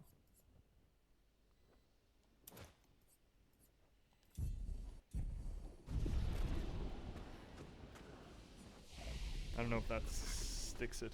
Say chromatically, there are only 2 ways to beat this guy, and it's either get good or cheese it, and we ain't no cheesers. I mean, look, I have no high horse to sit on. I don't give a shit. I don't care. I would like to fight him, you know, properly. Can you lock the cheese in the chamber? Just load up that clipazine of cheese for me for when I start screaming for it. Hi, welcome in, Meow Pop. Have you heard of Jeff Noon? No, I don't think I have. Hi, welcome in. Welcome to this channel where we generally do literary science to the games that we play, but now we're stuck here. Now we're stuck in boss purgatory. I'm a cheeser. Hey-yo, hey-yo. So, what is the... Hey, chat. What is the cheese? What is it? I'm not going to say that I'm going to use it right now. Because I do want to... I like the fight. Well, I would have liked the fight more if I got to practice at stage 2, but I'm curious. What is the cheese? The cheese is just one-shotting him. I can do. I thought we already built my L to be the absolute bomb. Let's see here, Meopop. He's an author I've just been nerding out about. What type of stuff do you like reading? Well, good question. That's a big question. I think my favorite authors right now, 3 of them.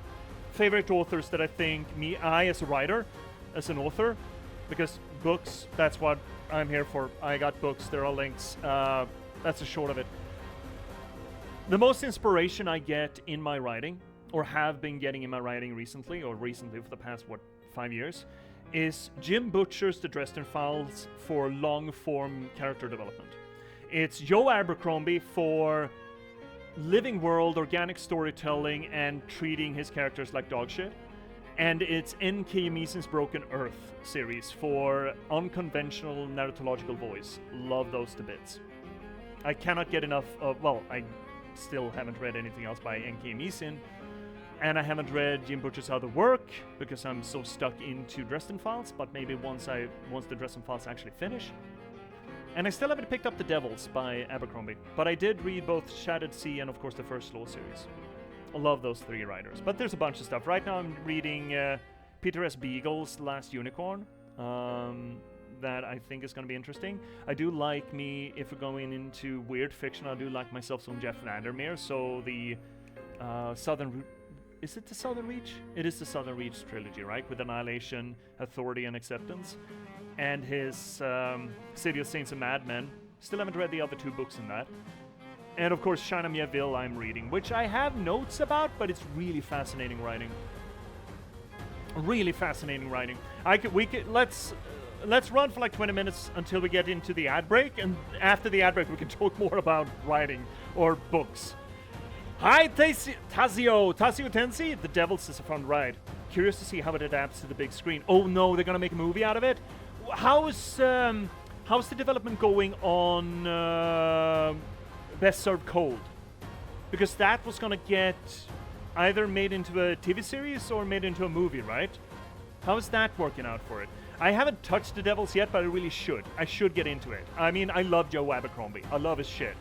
And generally, when I love an author's material, I am hesitant about delving into other series by him. Like, for example, Jim Butcher. I know that he has 2 other series, I forget the name of them, but 2 other series out. And I'm so in love with the Dresden Files that it feels like I'm cheating if I read something else by him, which is dumb. It's a dumb idea, but I did branch out with Abercrombie reading The Shattered Sea. And I just, loved it. Loved it to bits. James Cameron's studio got it, I think. Oh, that could be interesting. Haven't heard anything about the Best Served Cold adaptation. There is one, though. I think the mom, I forget her name. She's a Swedish actress, I think. The mom from Dune got the role as Mercada Manso, which could work real fucking well. Best Served Cold is probably the easiest of the First Law books to adapt, considering it's fairly... It's slimmer in its scope, in a way, than the First Law books. Or for that matter, the last trilogy. I don't know what we call that. But yeah, good pick. And I mean, I'm scared. It's never going to be as good as the book, right? Never going to be as good as the book, but might still be cool. Now you're getting me off on a tangent here, but books. Fiery. Which I love to talk about. I mean, I'm a big reader, big author. Well, big author. I'm an Careful, my author. elf. So I do care about this shit. Oh, thought that was too early. Too early. So welcome in, everyone. as said, usually we don't just do boss runs like this. Usually, generally, we do literary science to the games that we play. So we talk about narratology, structure, thematics, whatever we can get our hands on, really. It depends on the game, obviously.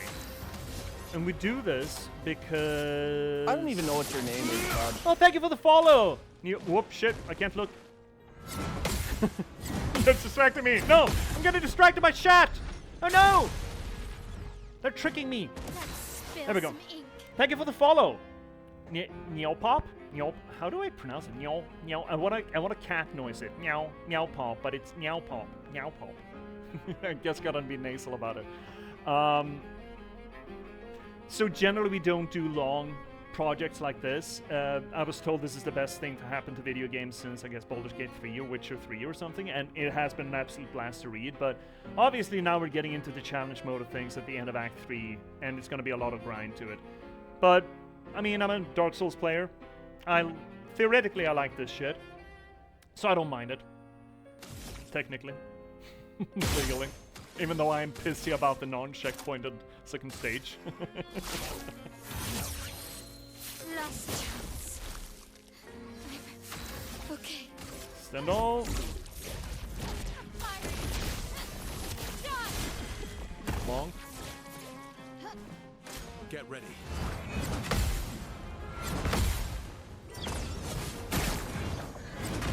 So that Jeff guy in your pop that you mentioned, what is he written? Well, what genre? What material is he writing? Anything that I might be interested in? Because I am always looking for new books to add to my increasing reading list. You know? So you see, he also writes books. He has 2 released. Links in the profile. I did mention it, see? I'm not that shit at it.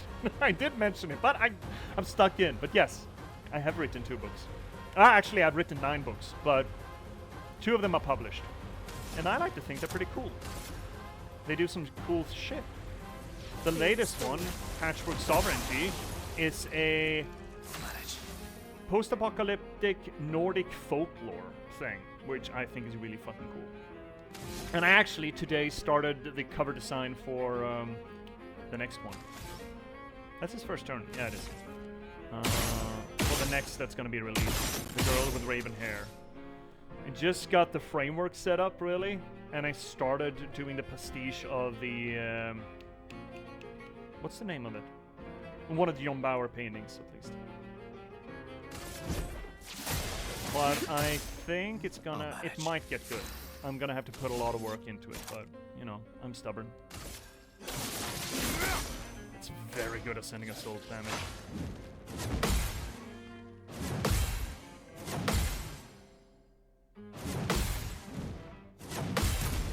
Good stuff. Let's see your chat.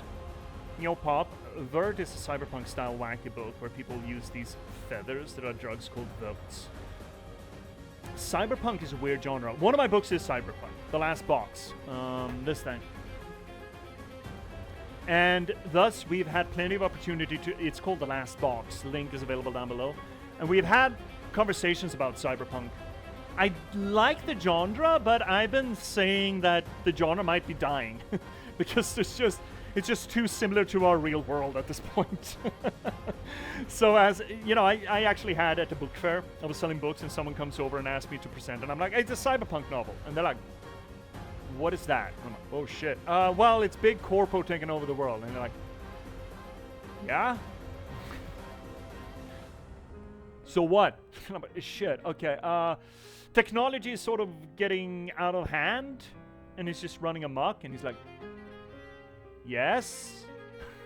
And I'm like, oh, fuck. Right. Sexuality is hyper-commercialized, generally. He's like, have you watched television? I'm like, fuck! How do I present cyberpunk? I can't! It's impossible! Let's see you, Tazio. Curious to hear your thoughts about the narrative ride into Act 3 and how it is really divided folks. It has? I'm curious to hear about the division, though. Some get disengaged by the twist. Oh, well, here we go. Disengaged by the twist. I personally didn't mind it, but I can see why one might feel that way. Huh. I loved it. Tasio, I mean, not for now, but for later, I do have all of my streaming up on YouTube archive. 4th link down below, I believe, where you can actually check out my thoughts on it. And I can run that back. Let's actually keep being into the... I'm sorry, I'm getting distracted. I easily get distracted. But I need to get my reps in. But let's get back to that. Remind me, Tasio, because it's a good question, and I don't mind answering it. We only have like 40 minutes until the mid-stream break, and then we can kind of slow down a little bit properly, instead of doing it mid-fight like this. But that is curious. People are disengaged by it? That's not a lot of damage. Why are you not doing more damage, girl? Not impressed. Too early. Felt it. Yeah, I'm not finished, so careful with spoilers. Oh shit. Into Act 3. Well, we passed that point, but yeah. Obviously, we're into Act 3, so I can safely talk about the end of Act 2 and the beginning of Act 3.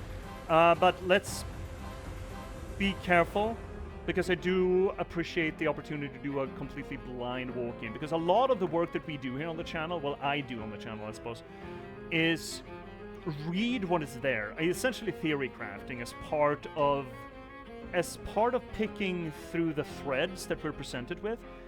And more often than not, we get it wrong, and that's fine, but the labor of trying to disseminate what is going on the page, as it were. Look, I got a literary background. I'm gonna talk about this as if it's a book. A lot of that work can be presented in the format of theory crafting. Like, okay, they had this line, or they had that expression, or this is the plot point that we're delivered to at this stage. What does that entail? What does that mean? What could that imply? So I do a lot of theory crafting and shooting from the hip. And as a general rule, until we've passed the point, neither confirm nor deny. I know it's hard, especially with a game that's as fucking cool as this one. Are we doing... We don't really have anything else. I guess we're doing slow again. Feel the storm. The slow doesn't stack, does it? It's unfortunate. Watch out. Alright, versus down. Oh shit. Oh god, I wasn't paying attention.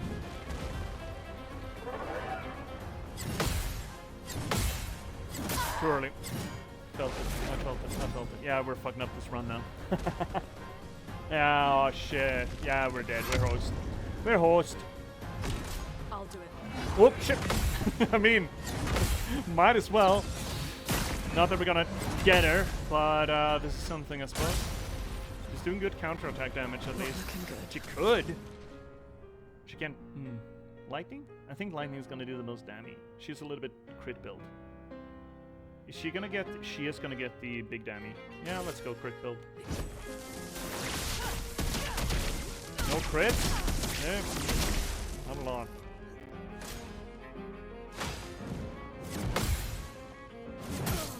There we go. There we go. Now I can read back on chat. Let's see here, Tazio. Sounds good. We'll give it a watch later. Not referring to anything after this point. Yeah, good. Thanks. I mean, people are generally good about that stuff, right? Let's see here, Cryptix. He's not done the last boss anything near or past that. No. I haven't done the tower yet, but we've done all of the side quests. Let's see here. Neopop. God. Would be very interesting to watch you play Undertale. We have! Actually. Yes, it is available in the archive.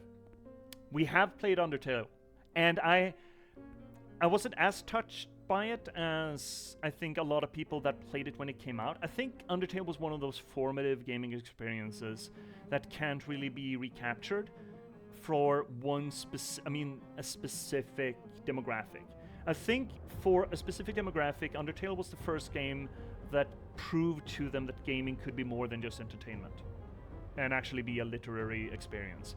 But playing it like almost a decade after the fact, I mean, I've done a lot. I mean, I've read a lot of postmodernist media before playing it, so it didn't hit me as hard, but I have a lot to say about it. It is available in the archives, and we do have Deltarune at some stage on the list.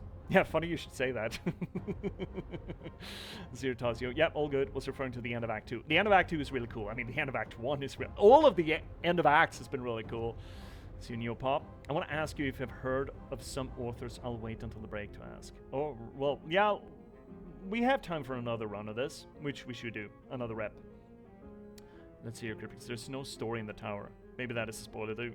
It could be. It could be considered one. But I'm assuming that it's a sort of a challenge tower. Maybe I'm going to bounce on it. I don't know. Let's see here, Neopop. Yeah, true. I think the main complexity comes on subsequent playthroughs, and they all act differently based on how you play. Look, in Neopop, we actually talked about that during the playthrough, because I knew going into Undertale what the gimmick was. That it was that new game plus sort of warping of the narrative kind of thing. And here's the thing, and we've talked about this in various regards in different games that we've played. It is difficult. Look, where should I stop? Should we just become an Undertale stream? Not reasonably.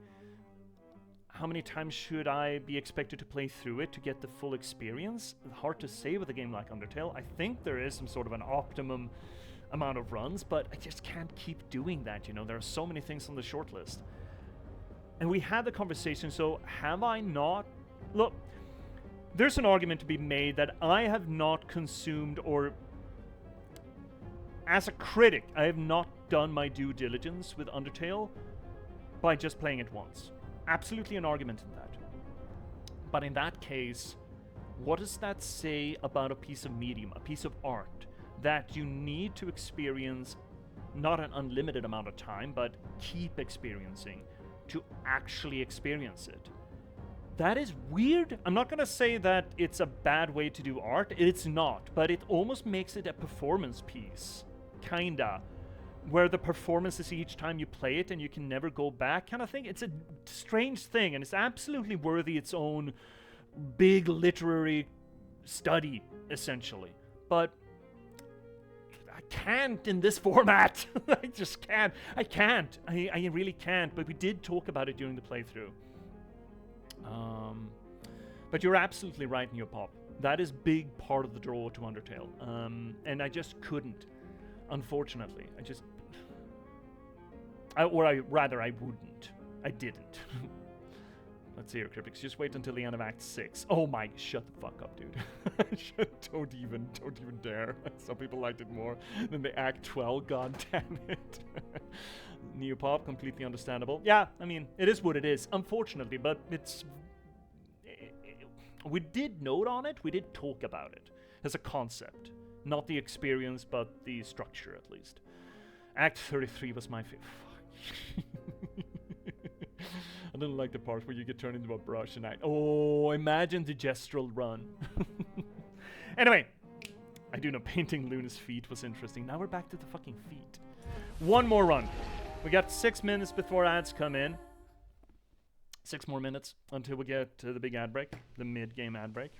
So let's just focus fire here, do the ads, and then we'll slow down and have a little bit of a digest. 2 hours into beating our faces bloody. Yeah, I have an nagging suspicion we're not going to do this tonight. I mean, I half expected. You heard me whine about there being a stage 2, right? And considering how much damage we did to this guy, so maybe just boosting the glass cannon factor here would be beneficial to us.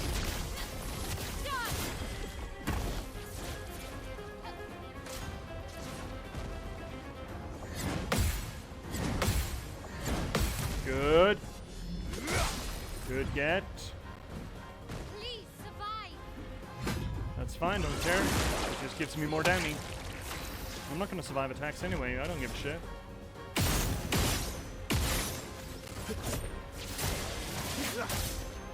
My turn. No, incorrect. We're actually doing Ascending Assault. That does a lot of damage. Like insane damage.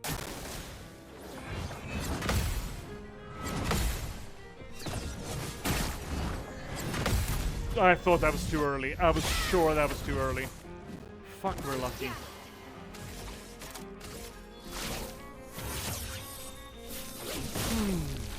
The dance begins. Firing.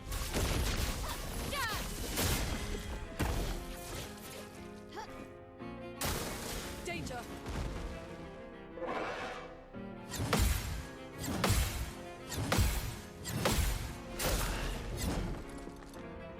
That fifth Not attack looking is a good. bastard. I guess you're reviving. Rebirth. You have the opportunity to. Brilliant light. Here we go again. Take cover!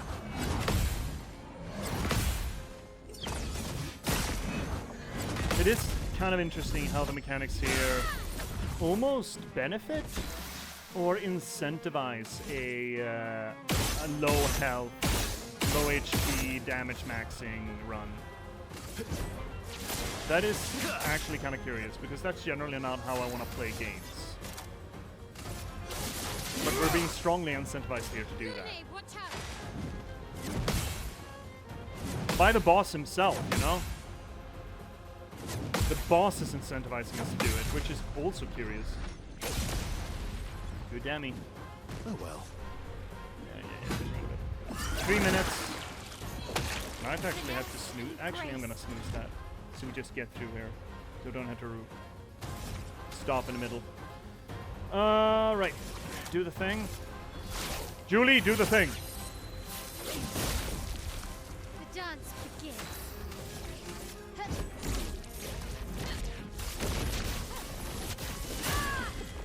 Where's the crits? Where's the crits, girl? Please survive.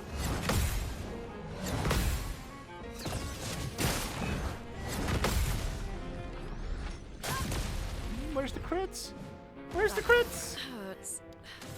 You're gonna get to kill him? No. No. Probably not. Lightning dance. No, shit, it didn't perfectly. Still. Alright, Dammy.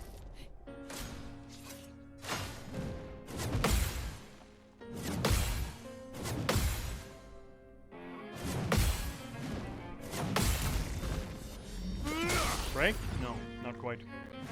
I'll manage. Oh, well, what do you know? Oh, there we go. Okay, with a snooze, we got 8 minutes on the clock. Let's go. Second stage. Like the 4th time we have an opportunity to practice this.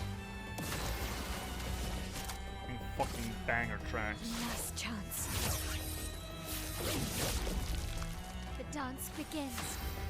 And here we go. Fiery. Good start.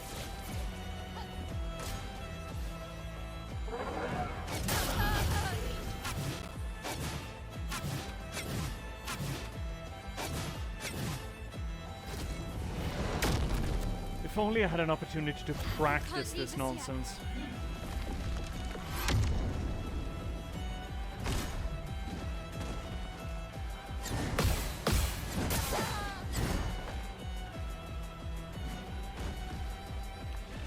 Yeah, send him in. I need the practice. Eyes up, maneuver. Too early.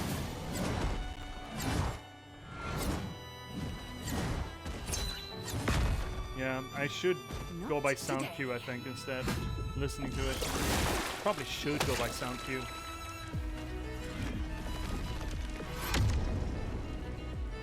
Almost closed my eyes on it.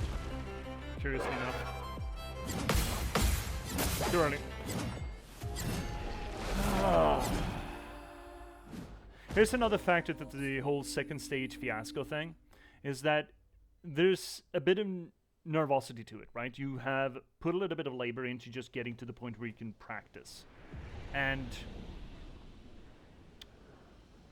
when you actually get the opportunity to practice, you just want to make the most of it, right? You want to get as much time in the ring as you can, which makes you fuck up.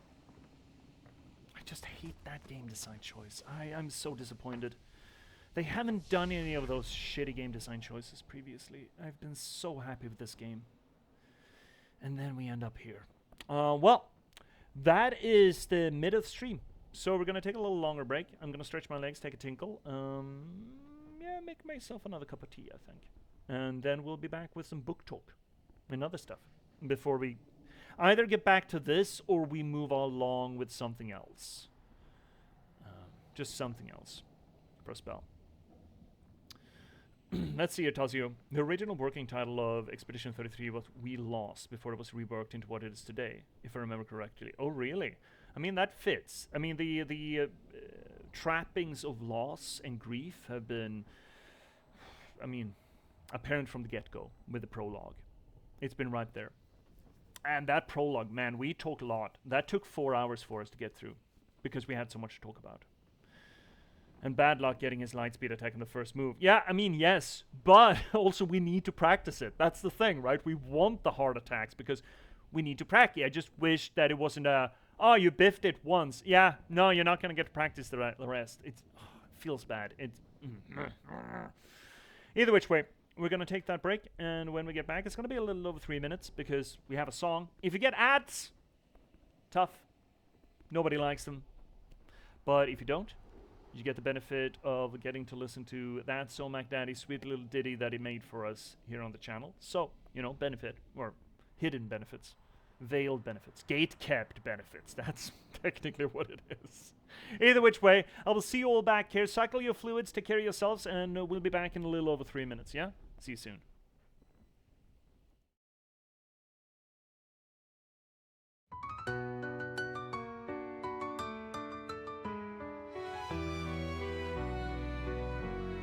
Welcome viewers, take a seat. You never know who you'll meet. Stay a bit and have a read. Let J.P.S take the lead. Whether it's my books or one of my poems or games and story, you've come for glory. Let us dissect this plot. Let us discuss the protagonist. And if we can't cope with it, skita idibloskopas. And don't hold your breath, I'm just an organism. Let's talk postmodernism. Modernism. Lindberg will be heard. Please don't make me set down my tea. Don't make me sing, please. I'll read you a poem, an excerpt or three. Thanks for the song, Mac Daddy.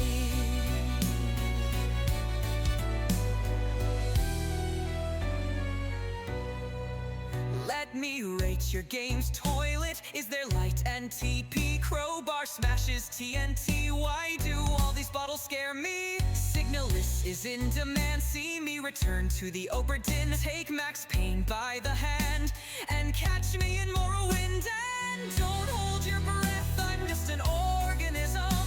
Let's talk postmodernism. Modernism. Lindberg will be heard. Please don't make me set down my tea. Don't make me sing, please. I'll read you a poem, an excerpt or three. This is the break song just for me.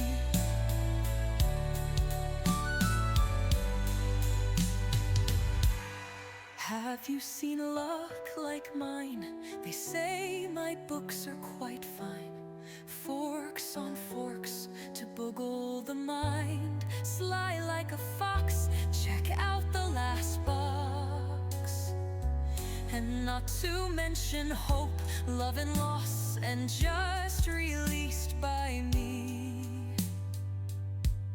Check out my latest book, Patchwork Sovereignty. And don't hold your breath, I'm just an organism. Let's talk postmodernism. Modernism. Lindberg will be heard. Please don't make me set down my tea. Don't make me sing, please. I'll read you a poem, an excerpt or three. The end of the break for me.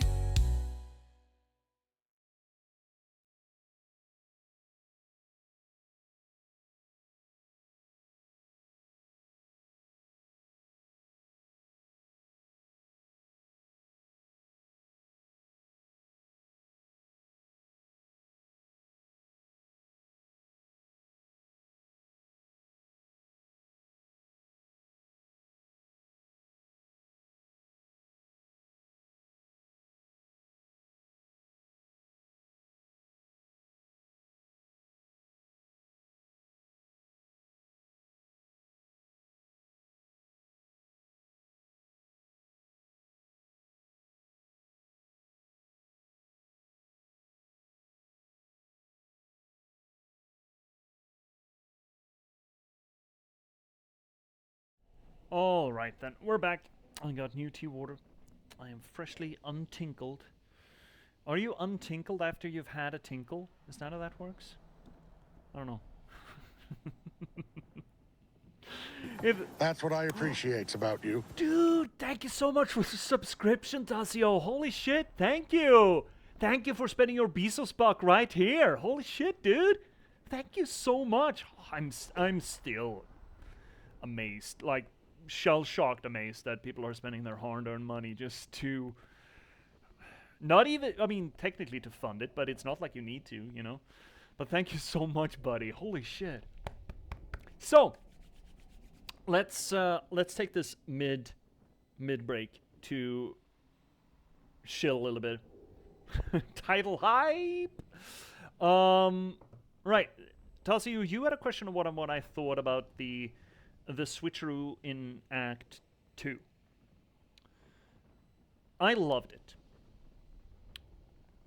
At the end of Act 2, at the Act 2-3 break, I loved it. We had foreseen some sort of turn. I hadn't foreseen the sort of sub-universe kind of theme that's on play here, with the world being a canvas. We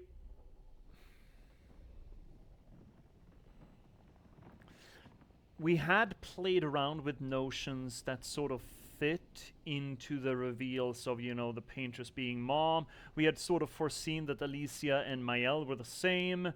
We hadn't really foreseen what Verso was in vis-a-vis the Paintress and Mael, but we have had notions of it. We had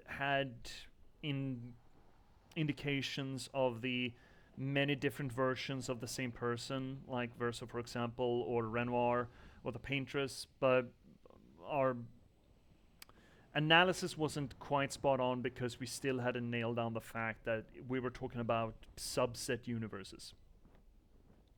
So that was new.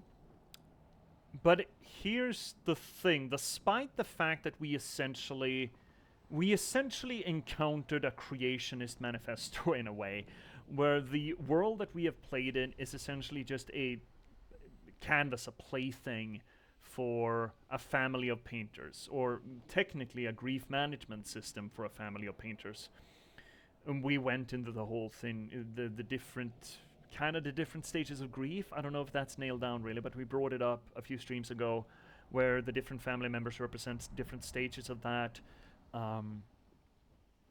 We also have talked about how the game essentially sets up a meta-narrative of how art is being interacted with by the original author, Verso, critics, and other artists, that is to say, Aline and Renoir, and the fan base, Mael, and the vast majority of the population with Clea, essentially, who doesn't give much of a shit and doesn't care. And you have the death of the author example being on display, where it's Verso's canvas, he's dead, and people are playing around with it post his death and changing it. That is sort of a death of the author argument, a structuralist argument. You have the two different critics sort of vying for control over the fate of this canvas, which really fits into the argument of, like, you know, critics believing that they're God's gift on earth and think that they are the gatekeepers of good media management or art management and get to decide what should be there and what shouldn't be there and all that. And then you have the fan base that in some stages immerse themselves completely in it, like Mael did, or take control of it and assume ownership and start punting the critics away, like Alicia is doing. So there's a lot of interesting meta-narrative as far as a conversation of how art should or can be interacted with. And I'm going to be really curious as to how that is tied together at the end of the game, because I believe that there's going to be a sort of a statement of that. It's a big turn to deliver at the very end of Act 2 and the beginning of Act 3 to unveil that, but I still think that the game has been good at drip feeding us a breadcrumb trail or 5 towards that end. There have been a lot of paths in the narrative that has pulled us towards the idea that there is a meta-narrative going on, that this is some sort of a grand work. Immediately from stage one, from the original stream, we talked about the game featuring graphical structure or graphical mechanics taken from medieval alchemy. We had an initial framework of red and white playing, center stage, that is to say, the albedo and the rubedo of medieval alchemy as some sort of a signifier or stages toward the magnum opus, toward immortality. And that playing into color as well, the color theory of it. And then progressively, as we get to the later stages of Act 2, Act 1 and 2, we get more and more Negrido and Cirtinitas, that is to say, black and yellow, which are the other two components to medieval alchemy. So it's interesting how they have progressively blended in that specific kind of mythological, it's pseudoscience, that has sort of achieved this sort of mythological tone. How they blended in that with color theory. We also talked about the difference between chroma and lumina as it goes to color theory, where chroma being associated to the soul, seemingly being something that obscures. Clair Obscur we also played around fairly early with as notion, like the stream 2 or 3, I think, how the game seems to set up this notion that it's all about discovery and then obscuring that discovery or hiding that discovery, and it's sort of making that cyclical. That's also interesting how it blends into color theory, how chroma adds color and adds personality, adds soul to a thing, but it also makes it ignorant of the overarching world, while things that are more associated with lumina understand the overarching cosmology of the world but lack personality.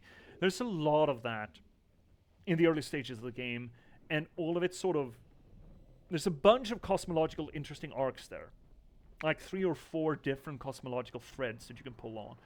And the idea of making this entire thing this sort of a sub-universe kind of thing to a creativist vision of art and creation of art, creativity, is real fucking interesting. Like, fascinating. It almost makes creativity and artistry a form of alchemy, which I, as an author, find tremendously interesting.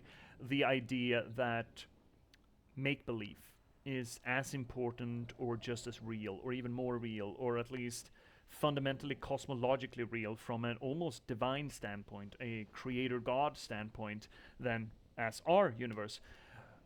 What really, I think, sold the transition for me is that we have had enough mundane, almost banal family drama to hitch that reveal, that great cosmological creationist reveal on.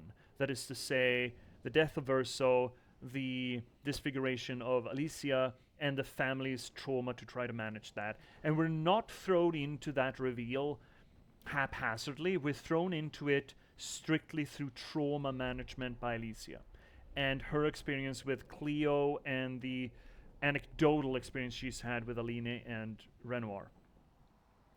And that pulls it down. It could have been almost an Evangelion, Neo-Genesis Evangelion reveal where you're like, oh fuck, what is this? But instead it makes the reveal in the mundane, in just a girl dealing with her loss and her representation of that loss to her family. She's like a walking reminder of the loss, or potentially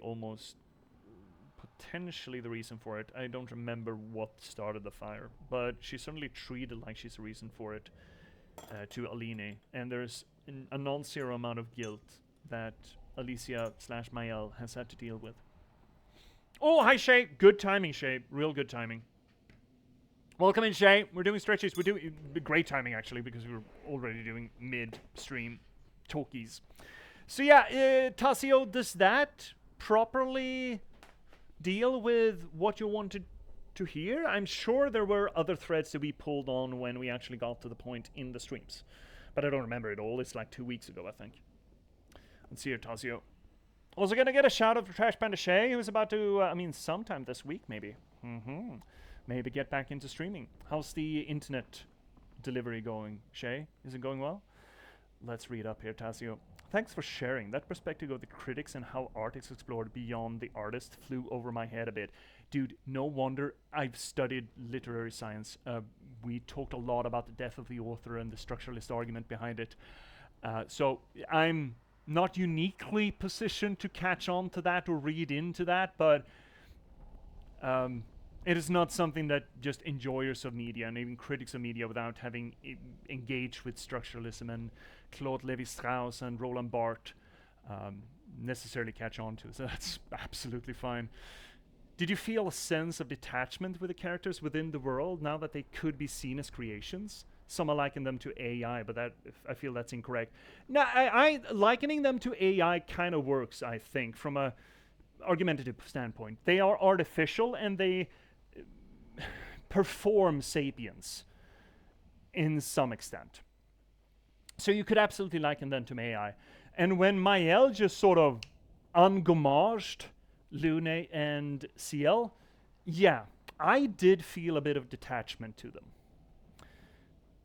I think Mael is portraying a bit of detachment to them, even though, Mael has essentially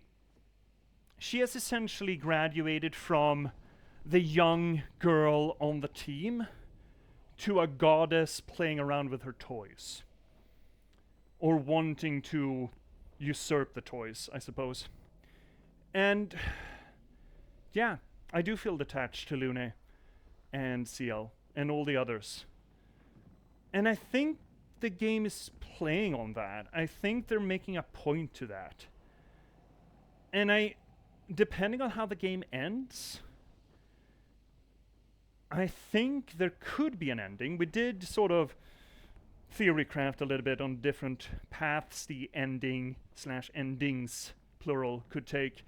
And one of them being that maybe make-believe is just as good as reality.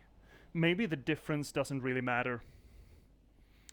But I will be interested in seeing how that progresses. But yeah, a bit of detachment, absolutely. But then again, I'm an author, I'm a writer. I create personalities and creatures that I feel tremendously attached to. And it is not unfair. Maybe it is unfair, but I think it's absolutely true for me to say that I feel more attachment to some of my make-believe characters than I do with some real people present in my life. Most people that you interact with on some kind of basis are, at least I don't get to know every person that is around me. I don't know if I'm warped or if that's strange or odd or uncommon. But to me, it's all about knowing a person, like really getting in under their skin. That's kind of what makes and breaks my interest in a person. And most real people, you don't get an opportunity to really get in under their skin, you know? But my make-believe characters, I absolutely have had the opportunity to get in under their skin. And thus, it's not that they feel more real to me, but to some extent, I enjoy their company more than a lot of the company of a lot of people out there. So this notion that just because a thing is artificial or make-believe, that it makes it less real or less relevant or less important, I don't subscribe to that notion. But then again, I'm biased in that, right? I'm an artist. Of course I think that. Actually reading an interesting book on the case, Peter S. Beagle's The Last Unicorn. I never read that before. I understand it is in certain spheres a bit of a formative children's book, but it absolutely deals with exactly this. The difference between the real and the artistically created, or even just make-believe, and what is actually more real. The transience of life as opposed to the permanence of story, kind of thing, which is an interesting argument. It's an interesting lens, at least. Let's see here. That's fair. Would agree with that. This is coming from someone who's stuck with the first novel. Oh, dude, yeah, that's a big milestone. Neopop, I saw your thing there. I sort of got stuck on my soapbox for a spell. Have you heard of Gene Wolfe or Cormac McCarthy? I've heard of Cormac McCarthy. That's the Road, right? The book, the post-apocalyptic book that's all about being depressed. That is Cormac McCarthy. I know he's done some other stuff, but I couldn't name it offhand. I haven't read any of the other stuff. The Wolf guy, no. Have not heard of him.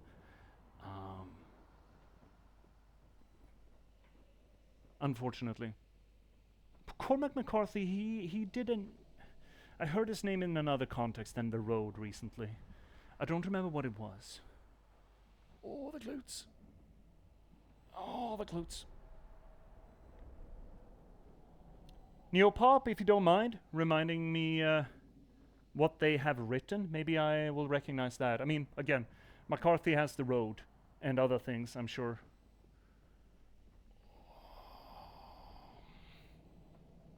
That's the problem with reading, right? The more you read, the more you realize that you have things that you need to read. Oh, right, the last one. Oh, this is a good one. Straight legs. Bend over. Yes, haha, very funny, streamer. Usually stand on your hands, but I can't at the moment, so I'm just gripping the back of my feet and arcing my back and pulling. And fuck, this feels good. Oh, getting those shoulders pulled out. Oh, you tend to hunch them when you sit in the office chair. Oh, shittles. Oof, that's good. Oh, there we go. Got some good stretches in there, Shay. Thank you for keeping me healthy and spry at my tender old age. Whew. Whew. God. Oh.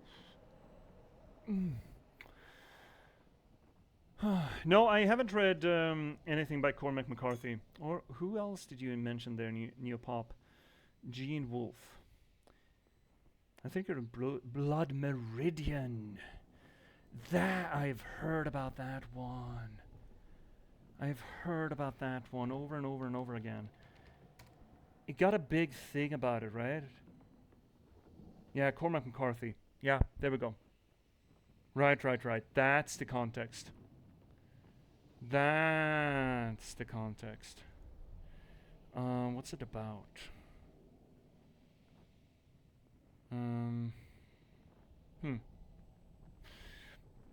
Maybe I should read some Cormac McCarthy. What's the other one you mentioned? Wolf something? I'm gonna have to check. Doing Googling here. Good to see you too, bud.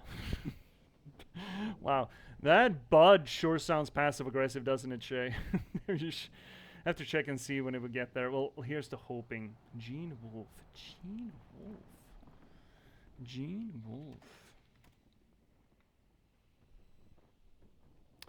Looks like well, I'm not gonna say standard fantasy author.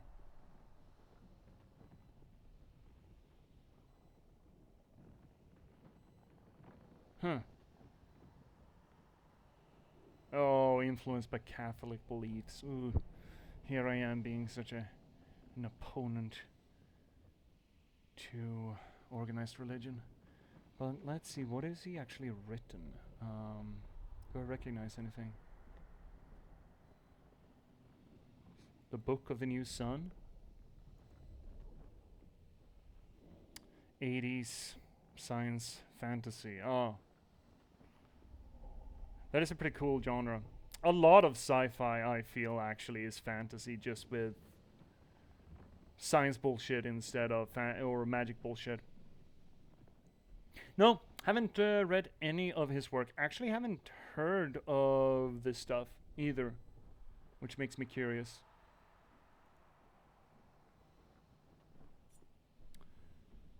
And Gene, I think, is known for Shadow the Torturer. It's very hard to read, but I hear super rewarding. Really? Maybe, fuck, do I? I guess I'm adding him to the fucking list then. Look, you tend to accumulate one hell of a reading list, especially as you get more and more curious about works. Right now, as I said, I just started Peter S. Beagle's The Last Unicorn. I just finished Iron Council by Shanna Mieville. That's another challenging but rewarding read. Shanna Mieville is is a weird fiction writer, but he draws the weird fiction to strange lengths. I'm not always happy about it. The first book, Perdido Street Station, made me angry. But not that it was bad, but angry because he treated his characters like shit, or specifically one character like shit, and just really left on a whiff. But otherwise, his world building is weird. His language structure is also weird. He's really going hard on the weird fiction. Otherwise, my favorite weird fiction author is probably Jeff Vandermeer. Jeff Vandermeer is real good, as I mentioned earlier. The Southern Reach trilogy, the first of which was made into a Netflix movie, that's actually pretty fucking good. Annihilation. And his City of Saints and Madmen, it's as if Terry Pratchett and the X-Files just bumped uglies. It's not all of it is good, but most of it is interesting, profoundly interesting, and some of it's real fucking scary, like creepy scary. It's one of them, at least, in the City of Saints and Madmen, is actively fucking horrifying. A Book of the New Sun, I think, is within that series. I'm not sure. I mean, we had a list of it right here. Yeah, Shadow of the Torture is the first one, out of 1980. 4 volumes and an additional 5th coda. Wow. Never heard anyone try to present a book series with a 5th coda in it. Shanna Mieville read, thanks for the reminder. Yeah, again, I cannot wholeheartedly recommend Shanna Mieville because he's really weird. It is an interesting take on weird fiction. I do like him, and I will continue to read him. There's a bunch of books left, and I hear that City in the City is one of the best. People tend to refer to City in the City. I think it's the 5th or the 6th, and they're big, thick books. They're weirdly paced, too, but there are plenty of notes that just absolutely spin like cartwheels around a red thread with tonal shifts. Like blending horror with amenable, sympathetic notes in a way that I just haven't really found before. Here's one example of Shanna Mieville. Look, he's got some really fucking silly, fantasy races in his weird punk universe. Like, people that are cactuses. Like fucking cactuars out of Final Fantasy. But they're actually kind of fucking horrifying. But specifically one in the second book. They speak of the remnants of an old empire of bloodsuckers, like essentially vampires, that got relegated to a far-off island because otherwise they would take over the world. Now, the vampire races are actually mosquito people. Like morbidly disgusting mosquito people. Where the women just absolutely gorge on you. They just suck you dry and then turn into, big blood sacks. Essentially like massive humanoid ticks. And there's, in the episode where they're at this island and have to try to avoid these fucking critters that just sound like weirdo vampire. Like, your own brand of vampire. Well, that's fucking creepy and weird. Look, I play Darkest Dungeon too, okay? There's a scene where one of those female, I forget the name of the thing, the vampires, the mosquito people, tries to engage verbally with one of the humans, or whatever, the people. She is killed almost instantly because they're, hyper wary of these mosquito ladies just absolutely draining them because they, go all blood crazy and shit. They're not terribly intelligent, they just swarm and frenzy, essentially. And then, once she's killed, there's a slow reveal from the male population that is essentially passive.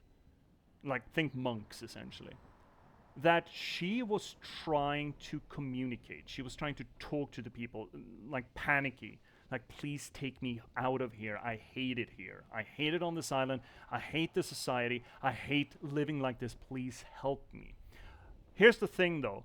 When they're all blood crazy, there's no higher cognition. So, a little bit rusty on languages, never really had an opportunity to talk to them. And she was essentially trying to panically ask for help, number two, learn the language. So what you essentially end up with here is a visceral depiction of the panic of unwillingly being a monster, I guess. That was just written very well. And it was made as a bit of a side note, right? It's just an anecdote that they tell offhand, like, oh, this happened last night.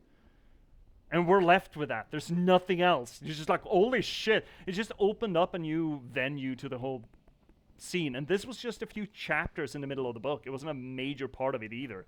It's just, he does a lot of that. Like, make something that seems kind of dumb and mundane, like almost silly to the point. I mean, there are actual cactar people. And then he treats it seriously. He just goes the full 9 yards and then an extra few steps to make it horrifying in how it might work. There's also a lot of what I call organic storytelling in the fact that he just doesn't explain anything. It's just drip-fed to you as you get to explore it. There was another scene in the latest book that was all about a perpetual train where they essentially lay the tracks and pick it back up as the train progresses. Weird thing. Again, another weird thing. Weird fiction. They moving through an area that, I don't know, I think it was the fallout of some sort of a weird magic bomb or something that essentially has ripped open the universe. And around it, it's all warpy and shit. It's essentially the Eye of Chaos kind of thing from Warhammer, right? Here's the thing. They're moving through it just fine. And then suddenly they can't open a cargo cart door. One of the train carts, they just can't open the door. And there are like 6 people in there or something, and they get panicky, and they start to try to cut open the door, and they fail. It's as if it is metal. And then progressively, the voices inside the train cart just get more and more mellow and more chill. And then suddenly they hear like dolphin noises from inside. And then the entire cart slowly morphs into essentially a soggy cell. Massive cell where the people just floating around and being like, hi, hello, just numb, and they're just left like that. There's just a cart on the train now, and those people are just drifting around in a sog of this weird ass impenetrable amoeba, and they're fine. It's kind of fucking horrifying and really fucking weird, and that just happens, and then they let it go, and then they mention it like 200 pages later, like, oh yeah, and that cart too. They still have that attached to the train because what the fuck else are we supposed to do with it? It's really fucking weird stuff. Sirtasu, horrifying. Good writing if they make you feel for tick people. Yeah, right? He's weird. Not the best weird fiction writer. I think that's still Jeff Vandermeer, but I do tremendously enjoy China Melville still. But if I would make a recommendation that is a little bit out there, I think it's the least known one of my favorites. I mentioned it earlier. It is, and I cannot recommend this book series enough. It is so fucking good. This is the first book in the series. The 5th Season by N.K. Jemisin. I adore this with a passion. It's one of the few book series that I've reread. Like, fairly recently after reading it once. Wept my eyes out finishing this book series. It's a 3-booker. It's not terribly thick, and you will... I mean, this is, again, it has a threshold to it. Yes, such a good read, right? Isn't it? I fucking love this one. And I got caught up into it immediately, but I think that's me being an author, right? Because the big thing in this book... The setting is neat. The mechanics are neat. The characters are interesting. But more so importantly than anything, it just goes absolutely ham sandwich on the narratological voice. It is written in first person to second person, actively talking to you as the reader, I mean, or someone at least, about third person. And it's, before this, never read anything like it. Absolutely fascinating way to build a narrative. And I explained it because it jumps. It's disjointed in pieces because the narrator here, I've likened them to essentially imagine an omniscient, omnipotent God that is presenting their end of high school project, science project to class, and is just too fucking excited to explain all of the things that went into this project, and is sort of stumbling over themselves to try to make you understand, and is actively begging you, please stick with me. You need to understand this part E before we can get on to A and B. And then before C, we need to talk about M, but then we're going to get back to D before C, because it actually works better that way. It's like the weirdest machete cut of Star Wars kind of thing, where, well, we're starting with episode 4 and 5, and then we're going over, fuck 1, we don't care about 1, let's do 2 and 3, and then we're going to go back to 6. It's that kind of thing, and it's just, it shouldn't work. It shouldn't fucking function, but it just does. It's so much sincerity in this thing, and I absolutely love it. I love it to bits. So treat yourself with some NKMEs in 5th season. It takes some getting used to, but it's, oh god, I love it so much. I have tried to take inspiration from that sort of narratological feel in some of my writing. You need to pace it a bit, and it needs to fit where it fits, right? You need to adapt the narrative. It's all about what story is being told. But the latest that I finished, Little Tyrants, not going to be out in years, don't you worry. I try to evoke a bit of that, where I have an active narrator. I permit myself an active narrator, and I write most of the prose as if it's actually a person telling a story. Because I like the idea of permitting storytelling to become storytelling again. Because most books, most media is all about trying to immerse you as if you're part of it, right? The omniscient riding on the shoulder of the character, right? The omniscient third person perspective. As if it wasn't a book, as if it wasn't a story. But I think you can permit yourself tremendous leeway with, you know, philosophical asides and conversation pieces around the narrative if you just permit it to actually be a story that is being told around a campfire.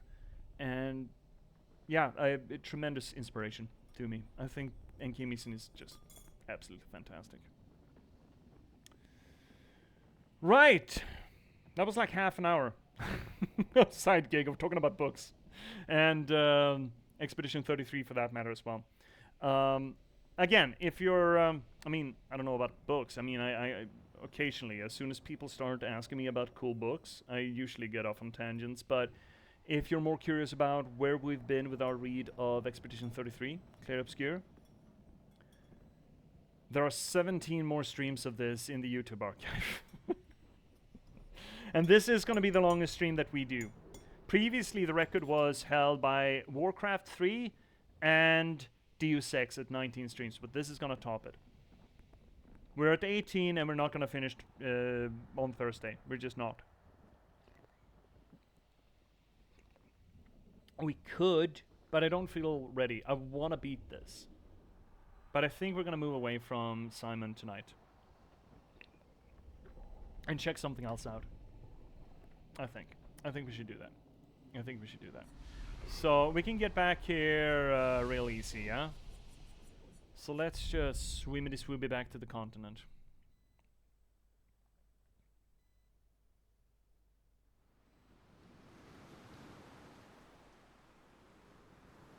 Oh, right. I mean, that makes sense, I suppose. I was like, what are we doing on this shoreline?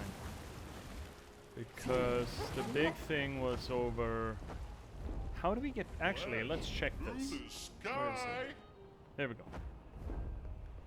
We can just get back, right? Here we go. We can warp between the flags, can't we? I'm just gonna have to check that. I just want to check it. We're not doing the entire thing again. Don't you worry. Don't you worry about a thing. Every little thing. Fast travel. Only Golden Tree. But Golden Tree, it was no distance between Golden Tree and the guy, right? No, it's right in there. No. Okay, we got it. We got it. Good. All right. Excellent. Let's go do something else. Let's see a man about a what? Let's take a look at the map. Yeah? Let's take a little look at the map. What do we have left? We have not. Have we done this thing? I'm not sure we have done that thing. Have we done this thing? This Gestural Beach? Either way, we have a great patch there. We have a great... Well, we haven't done this thing, whatever that is. We have not been here. We haven't been to the tower. And I bet there are floating islands around here that we haven't done either. We also haven't done the danger areas that were previously. I kind of want to check out the Dark Shores. I feel like that is relevant to our interests. What is this? We haven't done that either.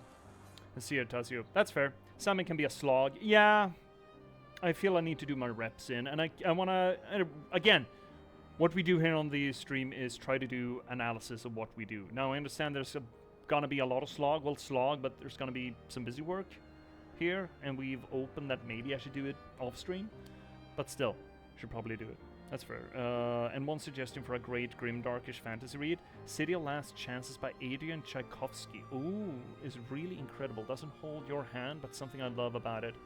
Done distracting with books. Now, does you look? I'm easily distracted by books for a good reason. City of Last Chances by Adrian Tchaikovsky. Shit, I'm getting so much new reading material.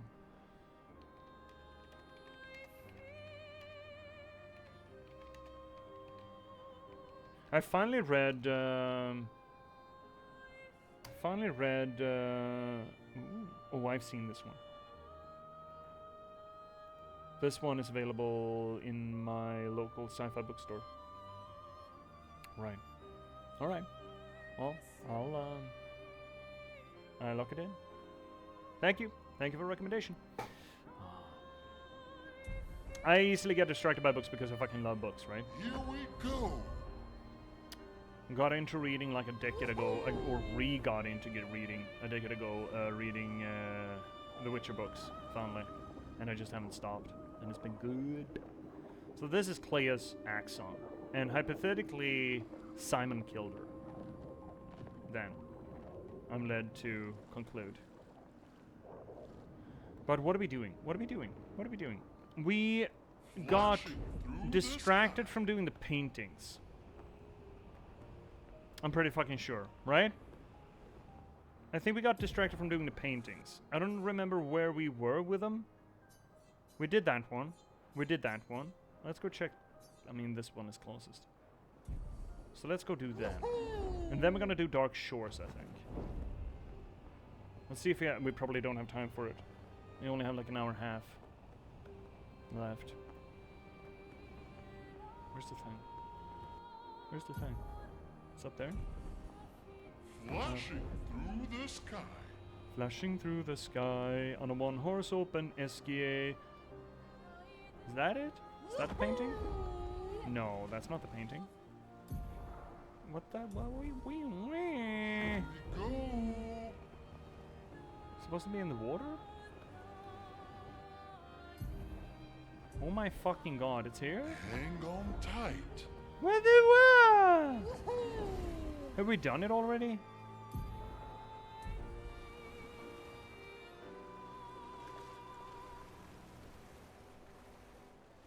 Have we done this one already?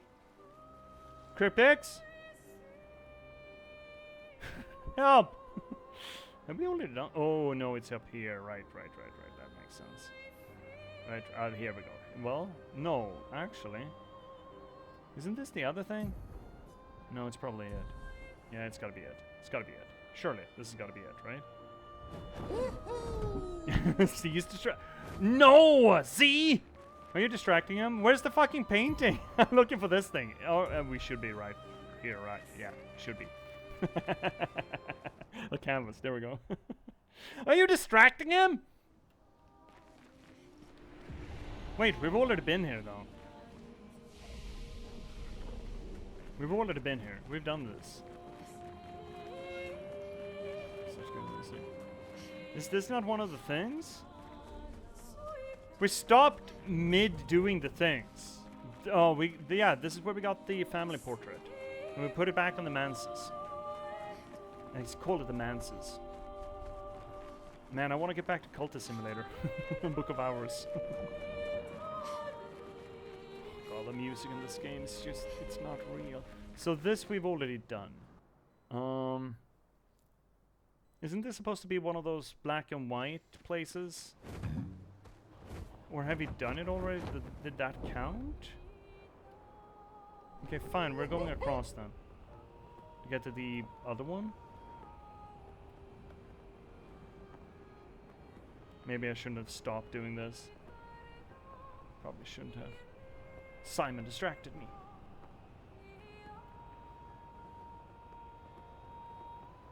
Is that gonna be it? Yes, that's it. That's a painting. That's one of the paintings. Excellent. Excellent. Line. Dismount. I don't like the idea that we're mounting Esquier. I find that phrasing unfortunate. Here we go. Better. Painting workshop. Whee! Whee! Whee! No! Whee! Whee! Fucking jumping puzzles in this game. In this our year of our Lord 2025. What the fuck? Hap. Let's just slog through this black and white chroma.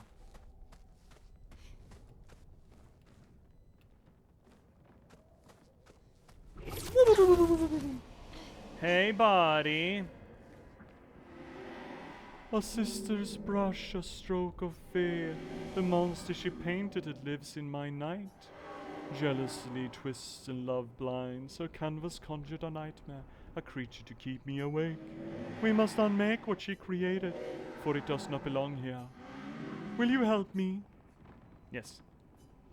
Seek the light within the dark. Her mind is a maze of twisted paths, but her heart knows the way. Farewell. Bye-bye now. Don't let the paintbrush hit you on the way out, I suppose. I am really looking forward to our Spooptober game. I'm hoping we're gonna finish this by Spooptober. Because I know I did say that we're going to do a replay of Hollow Knight, and we're getting to it, but I realized that we're going into October. That means Spoopy, and Chromaticles came in with such a good suggestion. I've been looking at it since on Thursday. Look outside. And I think that's going to be a fun one for us going into October. So that's going to be our regular game during October, and then on Sundays when I got my good buddy the Cosmology Scholar on. God, fuck, same place. God, shit, fuck. We're gonna do our proper run through of Signalis. I love Signalis with a passion, and we played it twice on stream. Once blind for me, and then once blind for him. And now we're gonna do a proper archived run where we can actually do analysis with eyes open of it, and I'm really looking forward to it. I think it's gonna be good. I think it's gonna be really good. Signalis is one of those games that probably shouldn't work, but it kind of fucking, I think it does. I think it, oh, Luna, no! Oh, alas, poor Yorick, I knew him well. Oh, well. Tell me, God, fuck! God, I'm having a stroke. I think I'm having a stroke. Am I smelling toast?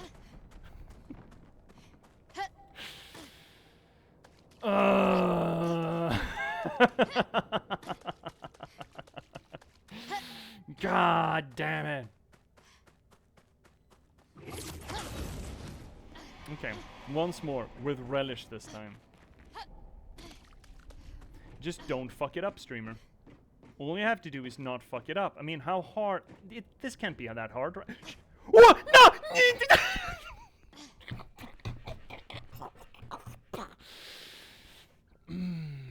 I'm fine, you're fine, we're all fine here. We're not smelling toast. Oh, I get out of Simon and I run into this nonsense.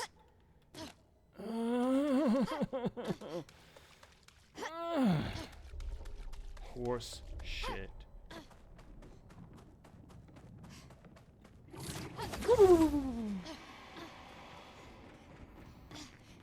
Beep boop. Jumpies. Mael. You have one job, Mael. Mael, one jobby. One jobby. Oh, no! Stop rolling, you dumb.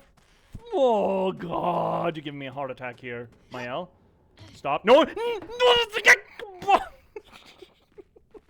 Hi, Cobb! Dude, it's been a while. How are you, buddy? Welcome back in, bud. Super Mario certainly looks darker than I remember. Yeah, this is the emo face of Super Mario. Fuck, you should look at the Goombas. Whee! Yeah, we need to wee more. Our woo is getting too strong here. Let's get our wee on. Let's rock this wee. How are you doing, Cobblers? Haven't seen you in a dog's age. How have you been? So happy to have you back here, buddy. Ooh. Don't, Papua. Just roll straight. Roll straight. Roll straight. Mael, I'm gonna have a hernia. Look, I'm too old for this nonsense. You can't keep doing this to me.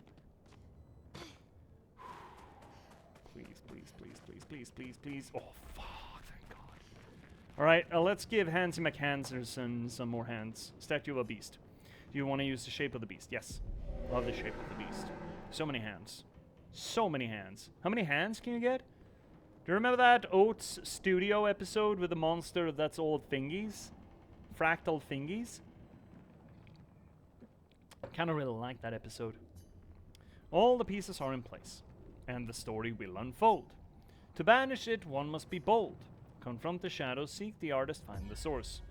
Unravel darkness, break the course. I love me some fucking Moriarty style rhyming here.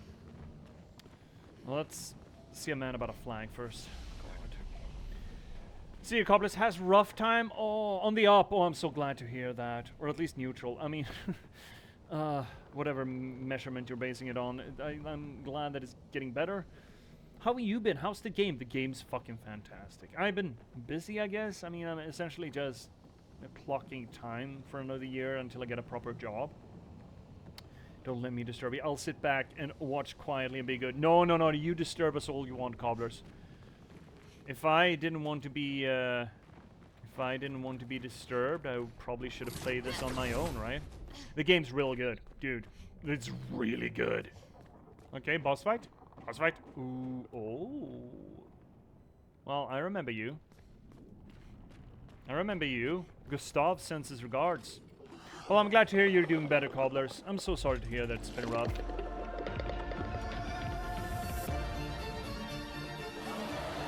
I don't remember this guy. Are we gonna get our ass handed to us? Probably. Lampy Master? Well... or alternatively, Mael's just gonna bust your ass. He's got a ninja sword now, brother.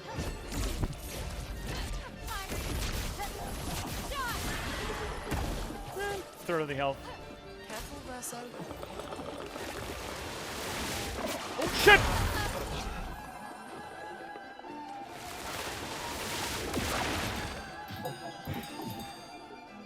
Ready to evade.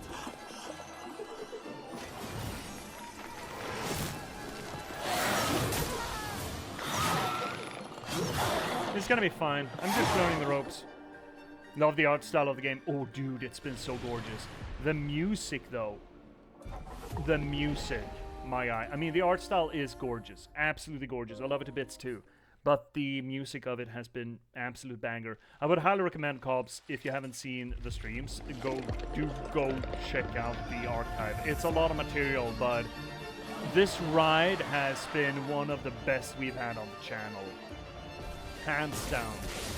This game has been a marvel. Absolute marvel. Now we just need to learn a new enemy.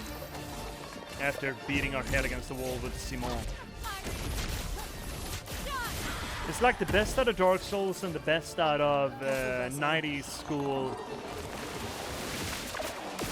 JRPGs. Like Final Fantasy 9 and 7.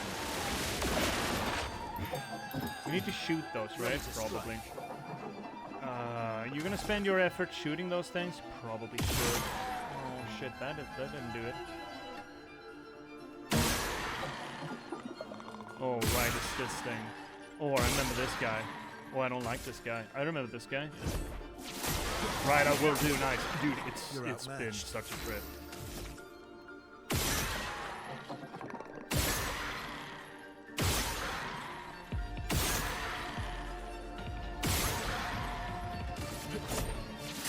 It said something there. Fuck, I should probably have been reading.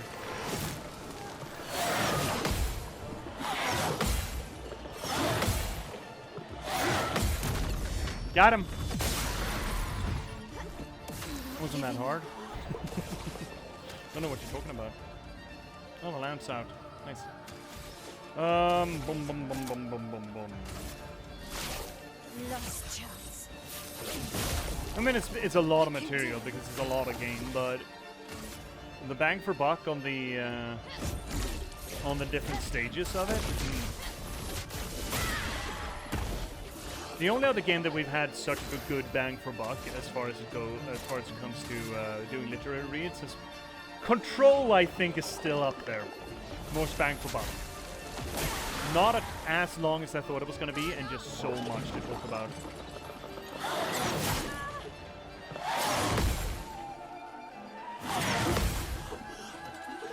Okay, oh, she came for another round, the fucko. Strange ritual with the slams. Oh yeah? Well, unfortunately for you, these also shooties. There they are. Lamp is about to launch a dangerous attack. You don't say? Shooting lamp has no effect. Okay. Well, maybe I should just give him a little smack dabble then.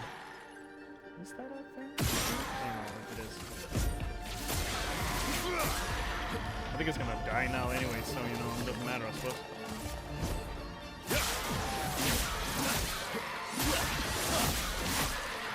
Almost there. Right. Don't die.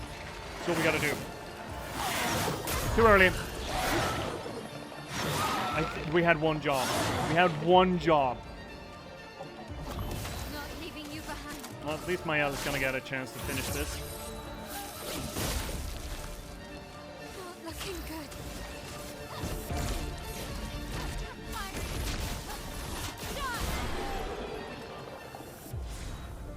Oh my god, she did it! Yeah. Solve the paintings workshop. Oh, well. A new level of energizing attack, new leveling at death's door. Whatever.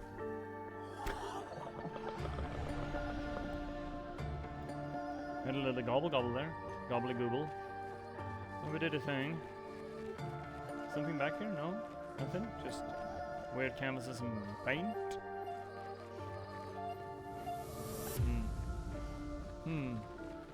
Oh well, we did it. Yay! It's good to feel that we did some progress tonight. So now what? That can't be it, possibly. Surely.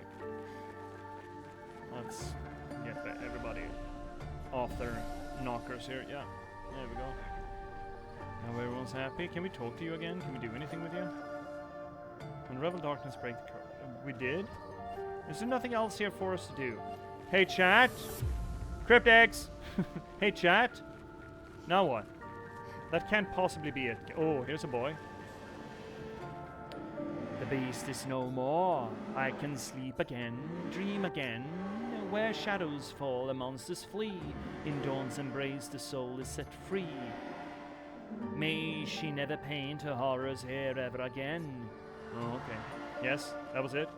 Okay, well, yay. I guess. Yay. So, let's do the Dark Shore. I've been wanting to go there since we started Act 3 there. It felt like it was kind of a nudge. Hey, you should probably check this shit out. So let's. Where is it? It's south. Big south. Pushing through the sky. Have we done this? Have we done this Gestural Beach? I don't think we have. Oh, fuck. Okay, we're getting distracted. Can you imagine? There is another boss too. You can do it after Dark Shore, since Dark Shore is small. Okay. Well, after this also. Is this gonna be as bullshit as some of the other places? Also, we have an ad break coming up in 4 minutes. I'm not gonna do anything. Oh no. It is gonna be bullshit. Oh. Oh no. Oh no. Oh, is it just for us to get going? Do we have to talk to anyone? Or... we're just cursed to just get on it. I think we're just cursed to get on it. Is no one to have a chatty chat to? I don't think there is. Is there?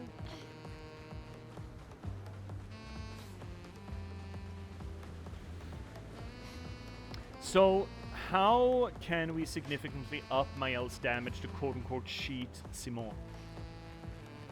I thought we had stacked up her damage about as high as it can go. I guess leveling, technically, we could still up her stats.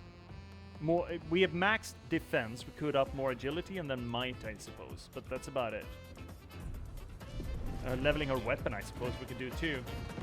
Alright, is this what we're doing then? I guess it is.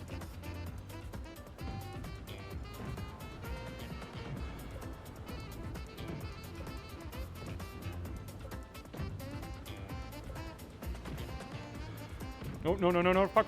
Jump! Van Halen says jump. Oh no! Weep up! Hate this game.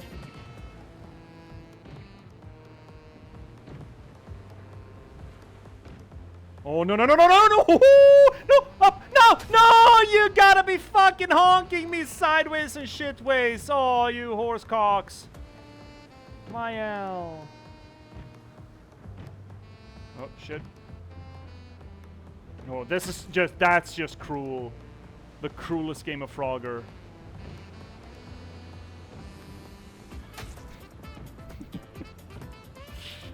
Okay, this might be the worst one yet. And that's saying something.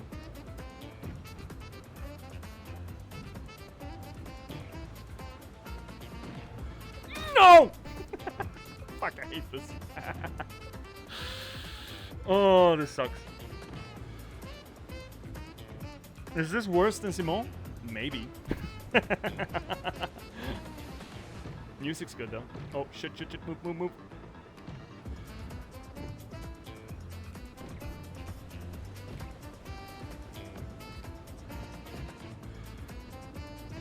No!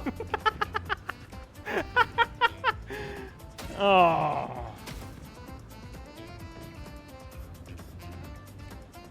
You'll add the next location in Discord, yeah? Are we talking about the next boss after Darkshore then? Ads are coming in. Tough chat. Boop. Woo! Oh, no. Oh, yeah! No, shit. We need to go in the mid. Got it. Never didn't have it. Hey, fucko. I'm not impressed. Oh, someone made it here. Calling me impressed? You are the second expeditioner who managed to climb this wall. Who were the others? The other singular. I think it was someone from Expedition 60. But they refused my reward. They said they would never wear many clothes. They were naked? Nudist expedition? They are French. I'm missing a lot of weird pictures, also levels. Okay. Okay, well. Oh, really? I found it in an old farmhouse along a cliff. It's soft and pretty looking at. It makes me happy. I hope wearing it makes you happy too. Thank you, very kind. It's not quite my size anyway.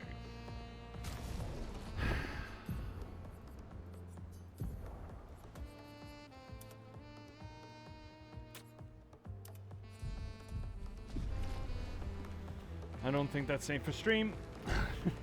She is 15, you know. She's probably not legal where you're watching from. Anyway. Whee! No full damage. Was that it? Easy peasy. Easy peasy.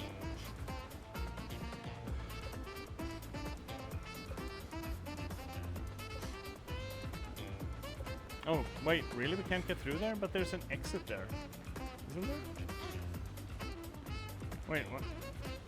You open up! Okay.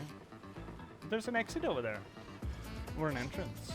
Oh, shit! Ah, we almost missed it! Law, 37th expedition. Should I feel guilty for enjoying what's left of my life? Should I feel guilty for abandoning the others when the expedition was so clearly doomed? Yeah, kinda. Maybe. Nobody listened to me.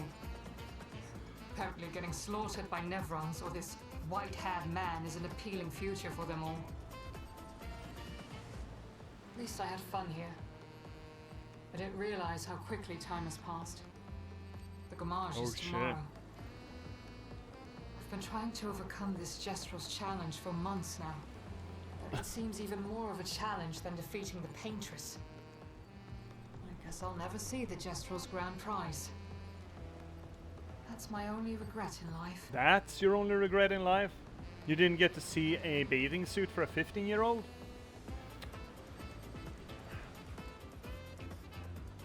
Also, you didn't get Gamage, did you? These don't look Gamaged. I also kind of love that they put a little Jestrel hat on her. Can I not get back there? Oh, yibbity. Like, there's obviously an exit over there, right? Oh, Versa went. Versa launched. Hello. Can I maybe open up? No, open up. But I just wanna be. Oh, fuck it. Never mind. Never mind. Let's go. Not Zivu. All right. So Dark Shore and then something on Discord. I'll check it. Actually, I'll check it now because I'm curious.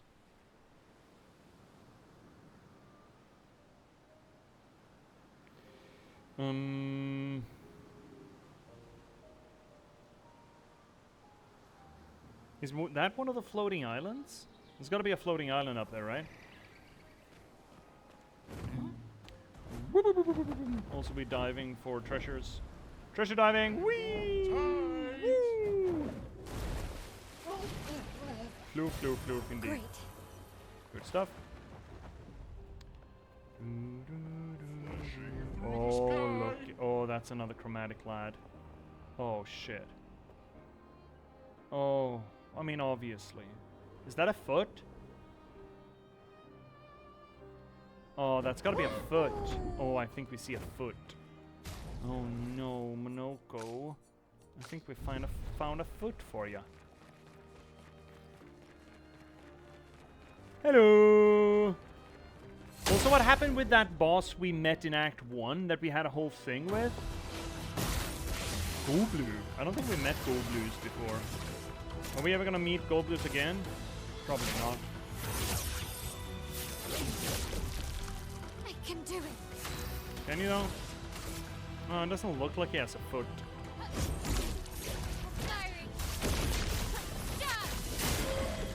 Oh no, 50% health. Oh. Grows flowers. Do I give a shit? Yes, we did fight this guy. But we didn't get a foot out of him back then. Where's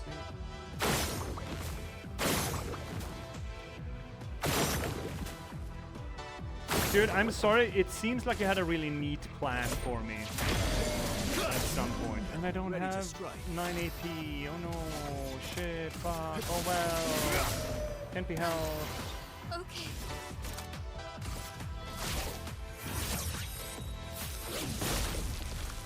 I'm not giving up.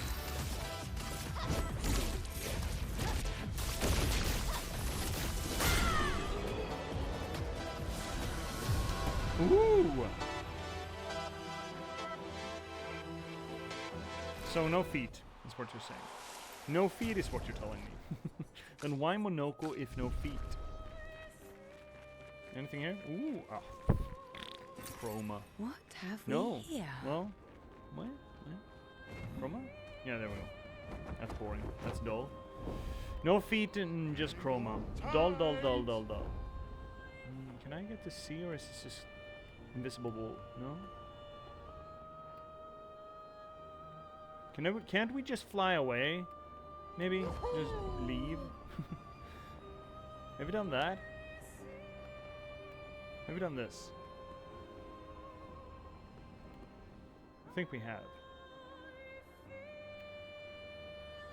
I'm not happy with the fact that I don't know where I've been before. So I guess we should just be aligned for the thing. For the thing! This, we haven't looked in there yet. Okay. Also, there's a thing that we missed now. We didn't go there. Fuck me, I'm getting distracted! Oh no, heaven forbid. Heavens to Betsy. Okay, this entire area we haven't done. We're also missing a bunch of those kids. The Lostlings, or whatever the hell they're called. Oh, a petanque. Oh, a big petanque. Oh no. Bigus petanques. Oh, hello there, sir. Hello. Well, you're a big fisty, aren't you? What are you? What is that? Hang on tight. Okay. Here we go. Well, that's one of those. No, it's not one of the. Yeah, there are two of those mountaineers. Oh, a Ferris wheel. Flashing through the sky. Am I getting distracted? How dare you? What is this? Just guys. Hang on tight. Not really seeing any drops here. This is a weird place. Fishies! Stuff. Through the sky. Whoop, I see a divey right outside Lumiere. Sure, this is safe to get, right? Surely. Flashing through the sky. Flashing through the sky in a one An horse advantage. open escape, all the wings to go. Rushing along the way. It's almost like the rest of the world isn't painted at all. Horse shit. There's a lot of these mountain eaters. Oh, I love that character from the Neverending Story. You remember that? Neverending Story? Anyone here watched Neverending Story, or is that dating me? Probably might be. An advantage. And I loved that movie when I was a kid. Right, Dark Shores. And then we're going bossy boss.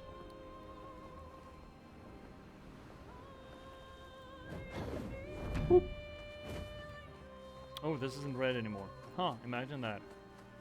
Oh, more of this Axon blood bullshit. Oh well. So maybe we can get some answers as to what the Finger Man was in the beginning. That Renoir had waylay us. That was such a fucking start to the game. Holy shit. It was so good. It was so fucking good. Alright, well, let's rest the uppie. Not that we probably need it, but let's do it anyway. So let's return to the scene of the crime. Oh, here they are. Those are the things, aren't they? Oh, they're gonna have legs. I just know it. You have legs, right, boys? Surely you have Well, legs. That will help. I mean, eventually, if I ever spend it, it's gonna probably help. Probably should spend it. Hello there, friends. I got a bone to pick with yas. You gotta have legs. They don't have legs? They have, well, they have stilts, I suppose. Wait, my L doesn't start? What the hell? What's going on? Oh, these guys should probably die. Probably. Eventually.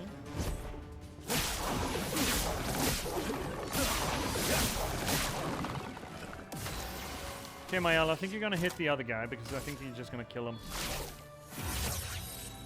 Last chance. Not giving up.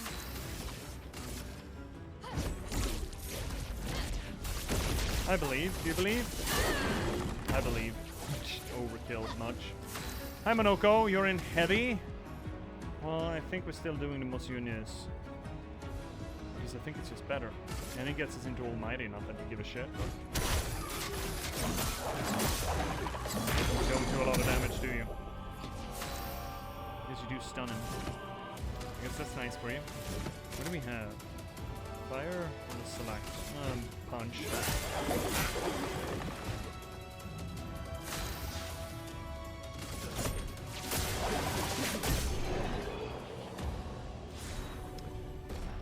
Corpusou. That's a new sword. What do you do? Chevalam supposedly is the best one. Starting as can't be healed. Can't be healed, but guess it doesn't matter on the end bosses, right? It's got good damage though. Base attack applies 2 burn per rank. Oh, really now? 1 AP on rank up. Increase burn damage 50% per rank up to... Oh, big burn. Big burn build. Start an S, can't be healed. 20% increased damage from each consecutive turn without taking damage. Apply rush on S. Corpusou sounds pretty fucking cool, actually.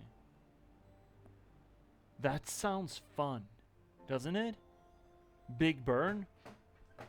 And adding the double burn on him, just to apply big burn, considering he base attacks every turn, as we've built him at least. Wouldn't that be fun? I don't know, that sounds like fun to me. It's agility, not luck. It's agility, vitality, unfortunately. So we'd have to rebuild again. Oh, that sounds like fun. Hey, chat. Cryptix, is this a cool weapon? Corpusou. It seems cool to me. I mean, it doesn't do anything mind-blowing. This is probably still going to be more damage. Getting right into S rank is pretty good.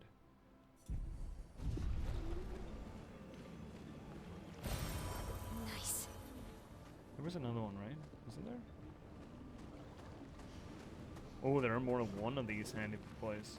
Yeah, there we go. I thought there was more than one pickies. There's a lot of Lumina here. I guess everyone died.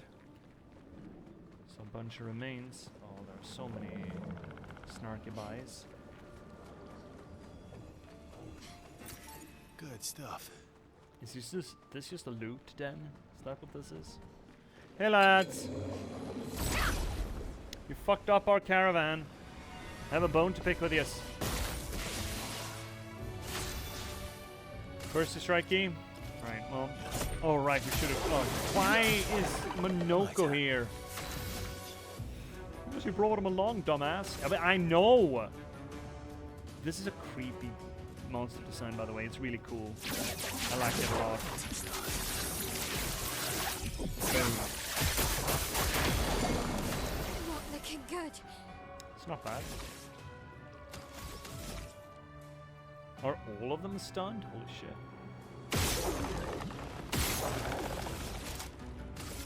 Right, we wasted the first attack damage there. I'm sorry. Getting spoppy. Yeah, it doesn't matter. I guess we could have used the AoE. Yeah, probably the AoE attack is better right now. Agile. We don't really have any. Well, creation. Ooh, Creation Void. I would really enjoy getting a chance to use that. But, you know, unfortunately, pickers can't be choosers. That's no damage at all. Noir. Darkness. Curious. Yet you live in a society. Oh, that dude should die soon. Let's just do start again.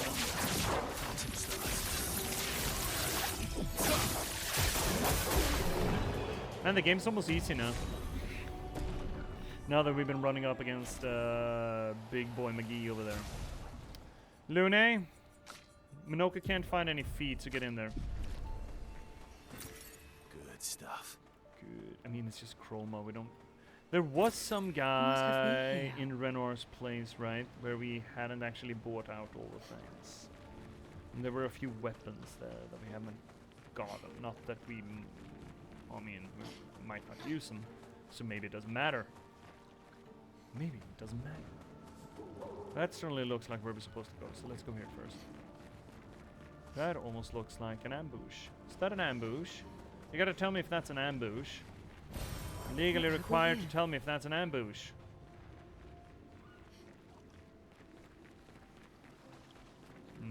Suspicious, suspicious, suspicious. Very sussy. Good stuff. No ambush. Very sus. Right, boys. That's a journal entry. That's it? Shit, I was suspecting something more interesting here. Really, really was. Kinda disappointed.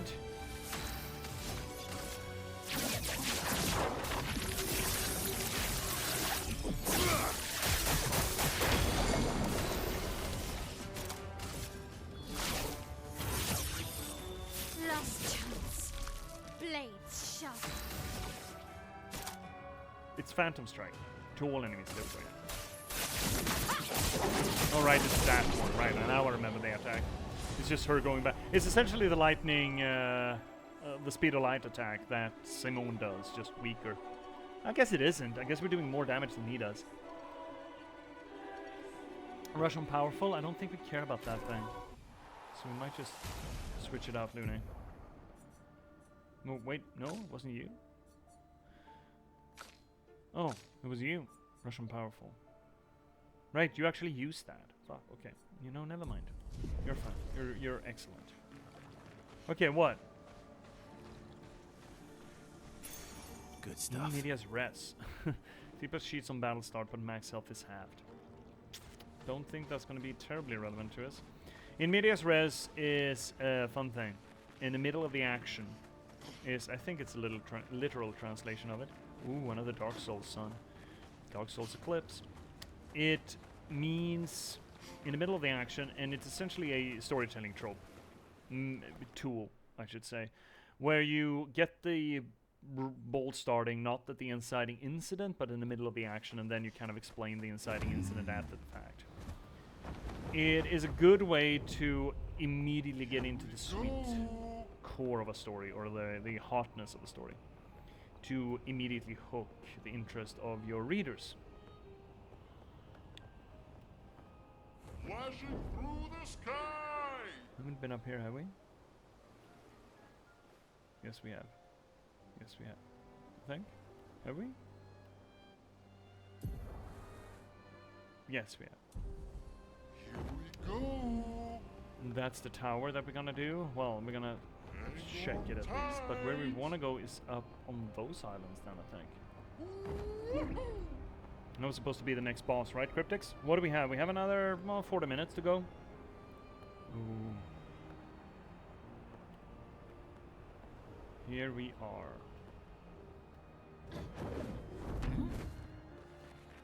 Alright, well. Do we have any campy shit to do? I don't think we do, right? We have already done all the side missions. We have talked to everyone. Everyone is in max. I don't think we've listened to all of these, have we? But everyone's at max relationship. Is there anyone special you'd want Mayal to bring back? No, that's new. You've been around for 100 years. Anyone you miss? Yeah. One person. Julie? And all the expeditioners I travelled with. It'd be nice to tell them. Probably Julie. Yes. And to explain things I never got a chance to explain. No, that's nice. What will you do when this is all over? I'm having trouble imagining you living a normal life in Lumiere. Maybe he wants to raise turtles. You never know. Yeah. I'm not sure I can live in a city anymore. I don't know. What about you? Well, since we mere mortals can't leave this canvas, Mayal has kindly offered to paint the outside world for me.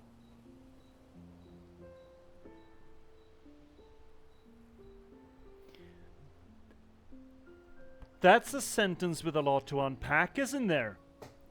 Mere mortals can't leave the canvas. Now, funny that you just say that, Lune, because technically you're not mortal. technically you're a figment of someone's imagination. And then Mael offers to just paint the rest of the world into this world. That's a big labor. For you, specifically? For Lune.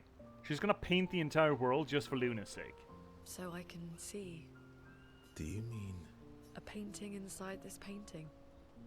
Oh no, we're inceptioning this shit. No. That sounds like a bad idea. Speak with No Maya. poetry lately. I'm not really inspired these days. Let's see if SKA has more of that wine you like. Maybe that'll You help. could just paint it, you know. Hi, dog.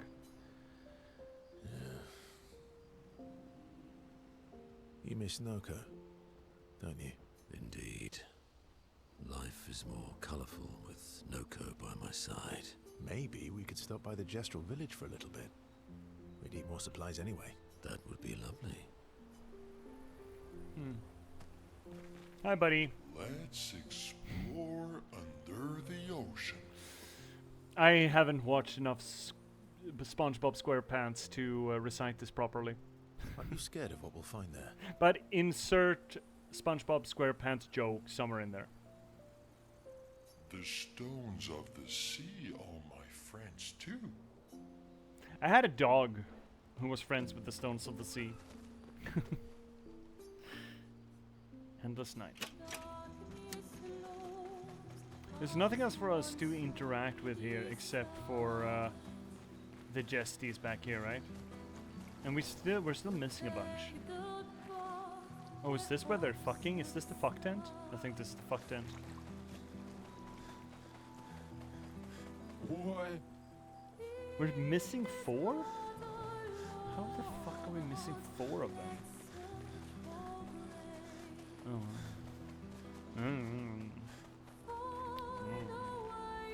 What are we learning skills? I would like to set up CL, but that sounds like a thing that I should do in my own time, right?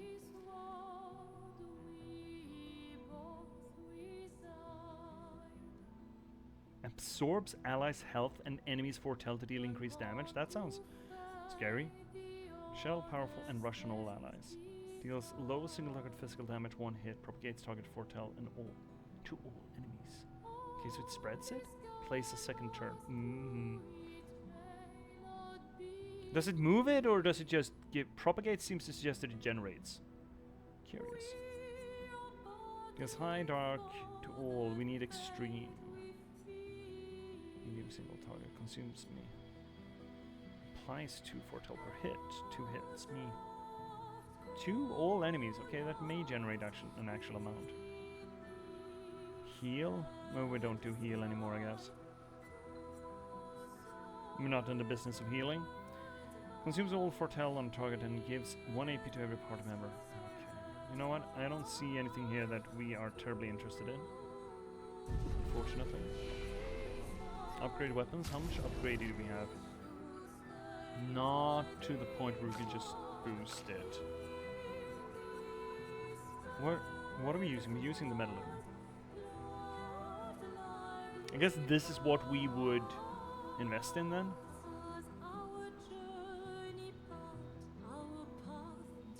I'm not convinced that Metalum is the be-all end-all for weapon-wise.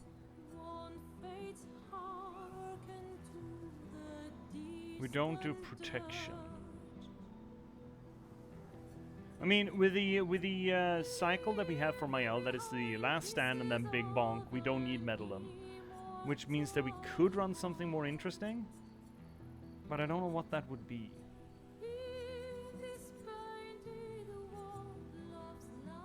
Lithium, in virtual stance, hitting a marked enemy doesn't remove the mark. That could be relevant for us. Letting Verso apply mark and she just fucking pummels him. Agility, luck, agility, luck. So that's the same scaling, nicely enough. Switch to virtual stand on counterattack. Gain shell when switching out of virtual stance. not that Shell matters. She's gonna be at 1 HP anyway.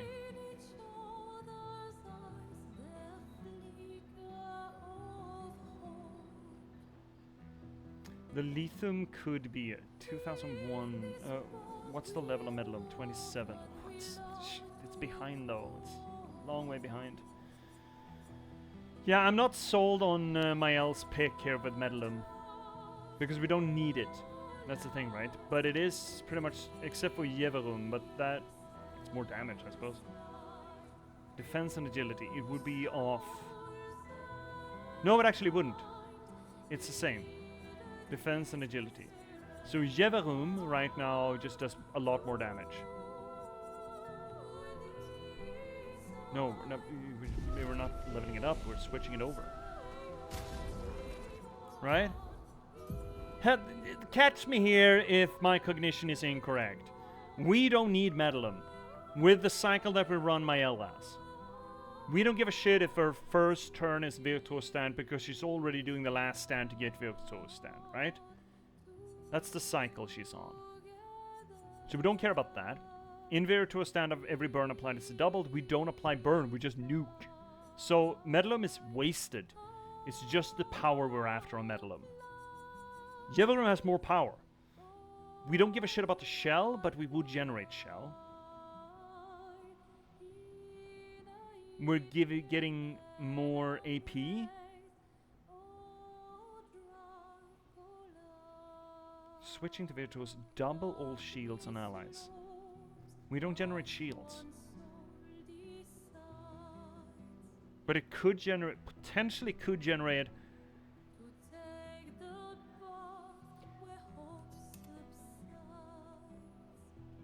We're running Yeverum. I think instead. That's more damage. Go to sleep. And then we're doing thing. What's our time at? 30 minutes more. 30 minutes to go. That's cool. I guess we're not just doing Simone tonight, but here we are. Flying Manor. Ooh, Manor, you don't say. Another Manor, eh? Fun, fun, fun. So what, this is the next to hardest boss, or is it just another boss? Because you mentioned there are 2 real hard bosses that are, you know, special. And Simone would be the hardest boss. And what, this is the second hardest boss? I see the guy. I see a guy. Or I see something like a guy. 4 paintings. Second hardest boss. Okay. Is it by a slim margin the hardest boss? Oh, is this a Clair place? Is this Clair's manor? There's a lot of Nevron builds here. Could this be Clair's, the ruins of Clair's mansion or manor?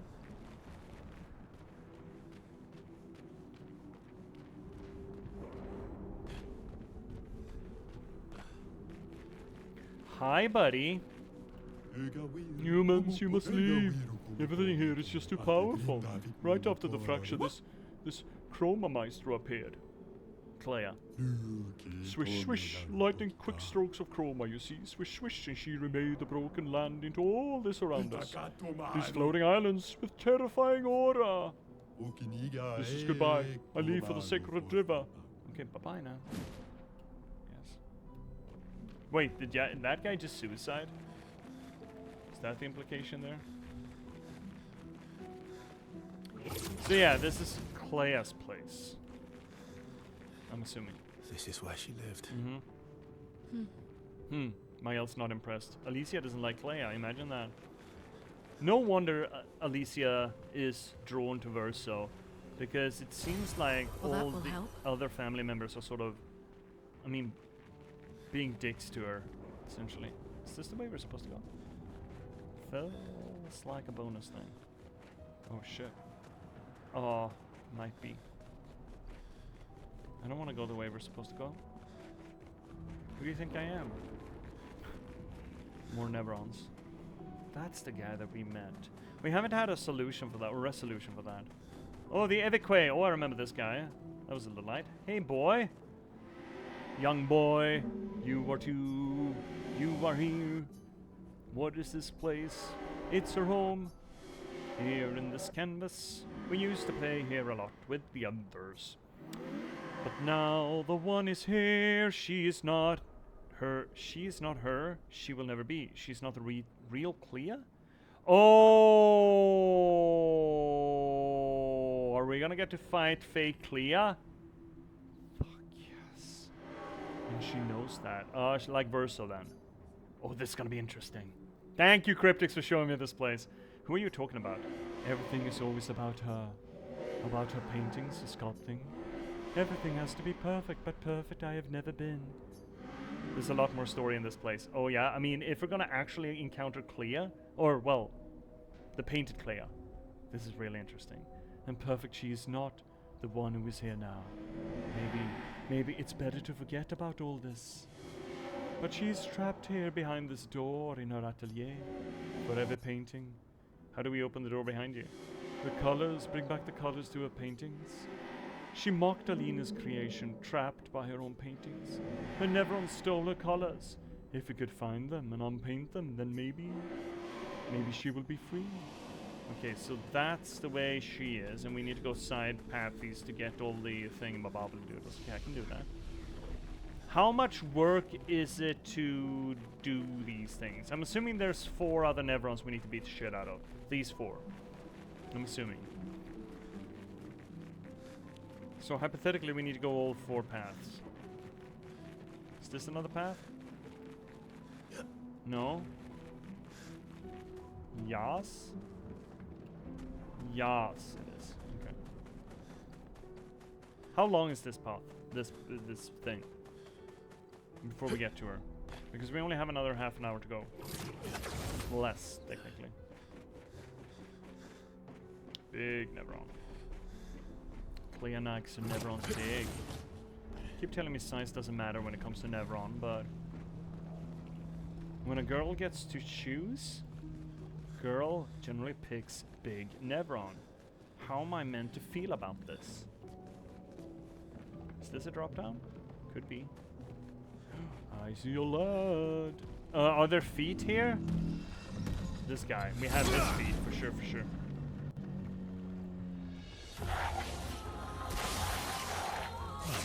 No, these guys. I remember these guys. Oh, I don't think any of you are gonna survive long.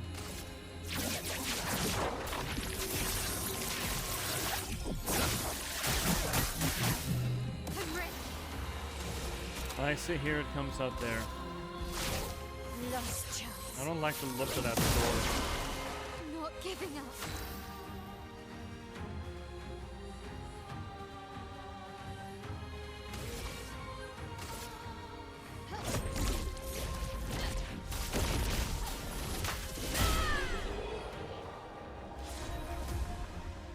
New weapon? Don't care.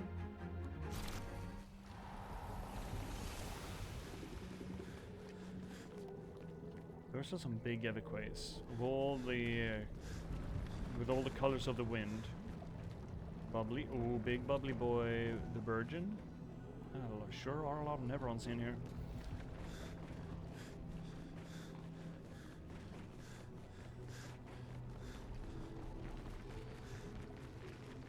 Oh, it's one of these. Boop. Nope.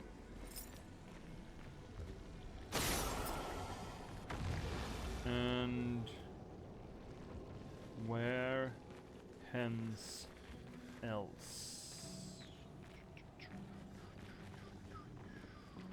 Where hence? Oh, I'm one of these. Just a whittle one of these. I still haven't been through the entire world to pick these. Oh, well, there we go. To get those got. I should do that off stream probably. Oh, lovely. Energizing stun. 1 AP on hitting a stun target with a skill. Yeah, well, unfortunately, that's not happening often, so I don't feel like that's worth picking. This is just up, right? No, wait, we couldn't be on the side of the walkway. So it certainly has something.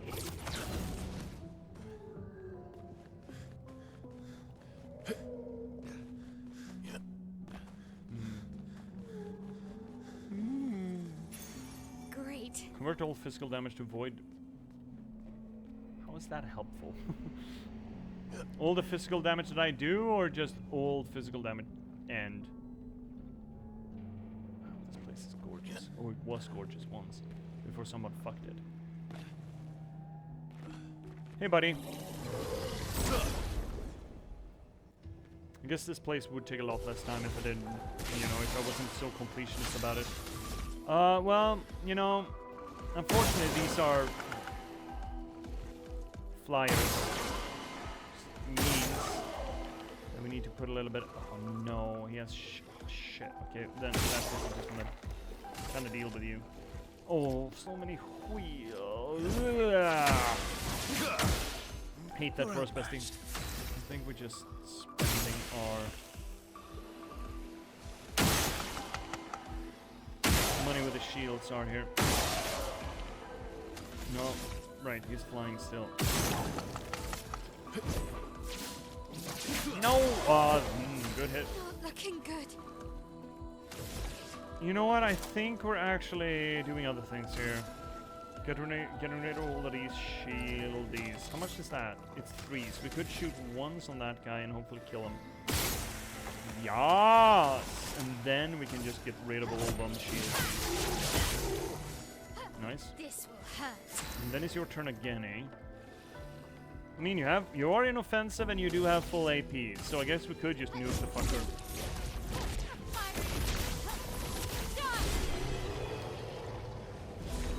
It works.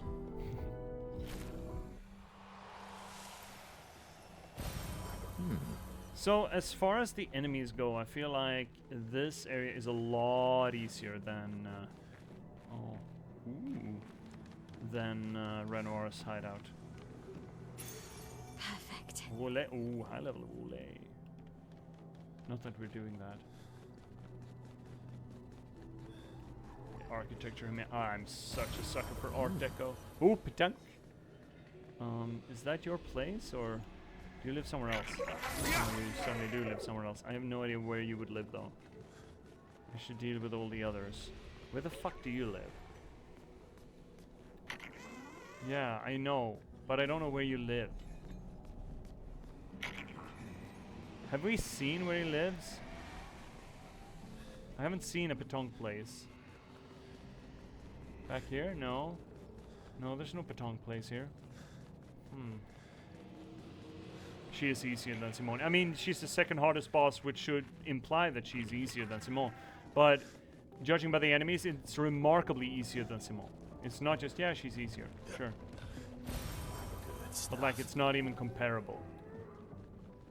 If just compared by the mobs, right?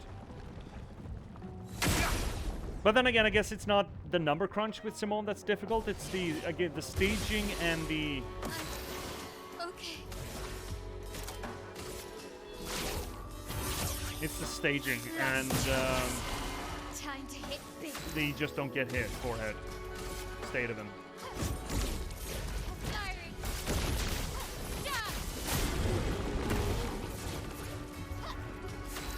I think this thing does do more damage. Oh no, he's stunned, and I have an 9 AP, and I am an S rank. Oh no, well, heaven forbid. Oh, I would have loved to see how much damage that did. Not looking good. Oh shit, he's got friends? I didn't even notice. Hi, friends. I guess one of you is dying. Who's dying? Who wants to die? Who wants to get gone? I can do it. Because I have a... Mael here is a massive fucking dick, and she's not afraid to swing it. We call her Big Dick Mael. Oh, shit. Oh no, she died. Oh no!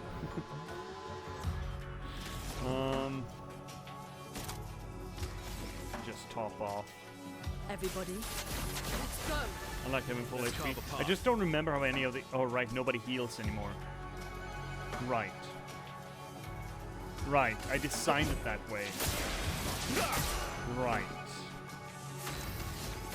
Fun. Survived, imagine that. Well, if it wasn't the little boy that could. Last chance. don't need it, but, you know, it's Big Dick Mael, and she's gonna want to swing it. Two new, well, old weapons, but level ups of them. Abyssal and Battleloom. That's Verso and Mael, right? Augmented counter. Another Burgewell skin. Still don't know what to do with those. I'm assuming that these weapons are not going to be irrelevant for us. Don't lose rank when taking damage from powerless enemies. Perfection on hitting a powerless enemy. Apply powerless on counterattack. Kind of already do a lot of that. Abyssal 50% increased damage on rank D. Oh, that's not happy. 50% increased base attack damage on rank D. Why would I want to be in rank D? Are you fucking high? Battleloom. Double gradient generation while in defensive stance. If stanceless, base attack switches to defense. No. None of that was interesting. Alright, we've cleared this place, right? No, not that guy. Then we got the Iviquays. Hey, buddy. Where'd you come from? So we're probably not going to be able to get to Clair here tonight, but on Thursday. And reminder, I was mistaken when I said yesterday that we were going to have to cancel Thursday. Thursday's still on. It was next week that I need to cancel Thursday. So we're still on for Thursday this week. Just saying that again. Want to put it out there. Let's fuck up the healers. Brace yourself. Oh, right, they counter attack. Not giving Should remember that probably. Shit. Oh well. Drag your fingers across the blade. That's probably not a habit you really should get into. Man, we should have done the AoE, shouldn't we? Yeah, probably. 3.7, we're getting higher. Chroma is flowing. Getting higher and higher. I guess technically we could get rid of her heal. Right? Too early. Much too fucking early. I'm not doing well here.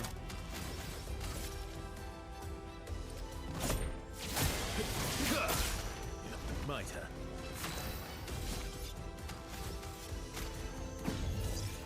I'm ready. You are? Who would have thunk? Last chance. I'm okay.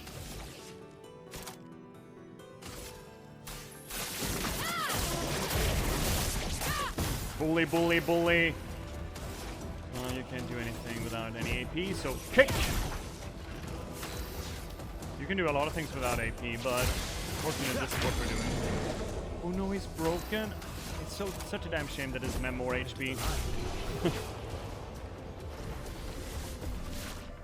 At least we're getting level upsies. Battleloom and... Useful. Wait, that's from the last fight, I think. Alright, now... I was about to say we've cleared this. Is this the way back? The way we came? I'd rather think this is back the way we came, right? Yes, it is. Okay, so this is the exit. I guess we're just dealing with the Iviquays then. We're set up for it. Yeah, sure. We're gonna rip the shit out of them. And I did get a lot of practice with the Iviquays once upon, like 10 streams ago. Hey lads! Ladies. Iviquay Bishop should probably be a lad. Thunder, Frost, and Flame. Yay. Alright, well, you're going hard in. Are we doing the AoE here first, maybe? Or are we just killing one of them? Who would we want to kill? The Thunder one. Let's just kill the Thunder one. Maybe. What is that shield? Are they invulnerable until we kill the Flame one? Hey chat, what's that shield on their health bar? That is not just a shield in the general sense, right? That's a special shield. Is that just damage immunity? Hey chat. Hey chat. Hey chat. Wake up. Wake up! Suck a stick before you put your makeup. That. We're awake. Yo! That shield that you see on Frost and Thunder Iviquay, does that mean that they're immune to damage at this point? Or is their defense up, or what? What does it mean? Is it essentially the opposite of defenseless?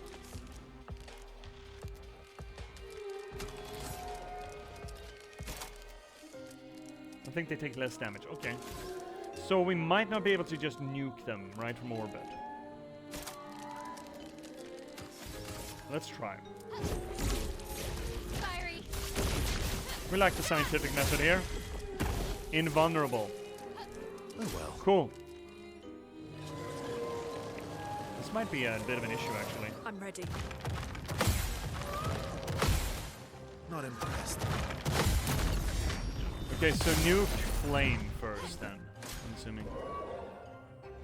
I'll do it. So dodge.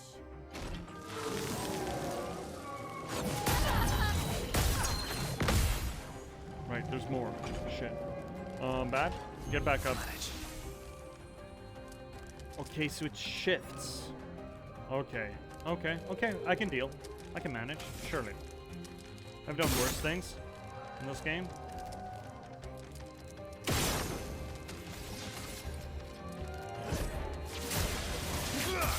Despite the fact that I can't heal.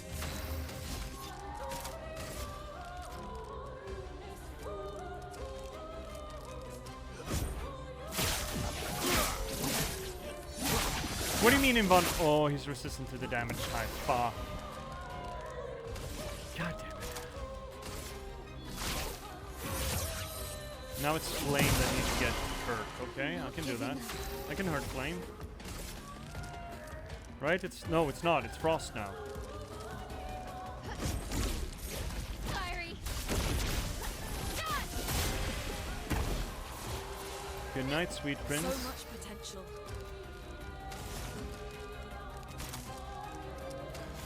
Who flame is available? Flame dislikes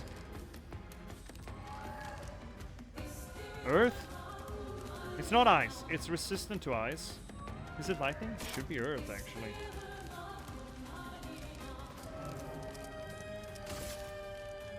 I don't remember. Let's shake the earth. No, well, it's not that. Is it ice? Brace yourself. Too early. Oh, I thought that was too early. Bring it on.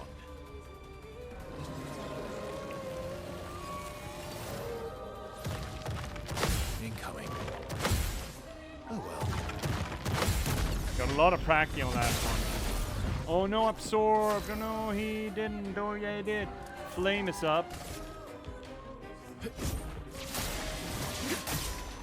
Now I'm assuming it's thunder. That's very. Oh, do we have void? Light. Physical? I fucking hope that's physical, but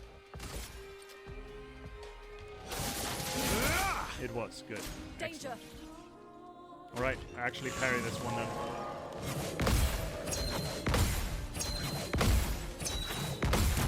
I remember it well, just like yesterday when we did Frost Evacuate. Too early. I thought. Damn sure. Right. Are we just doing the thing? Yeah, we're just doing the thing. No use doing AoEs here. Right, Flame. Get ready to get fucked, I suppose. Big Dick my else on the board! Overflowing with energy. So that's thunder. Ice? I forget the... or is it fire? Should... Earth? This may be Earth. Yes, good. Should probably break him, right? No? Okay. Oh no, Unleashes full power! Oh no, it's going Super Saiyan! Oh no! Oh shit! Careful my elf. Careful my elf. Ready to evade. I'm ready. I'll do it. I'll do it.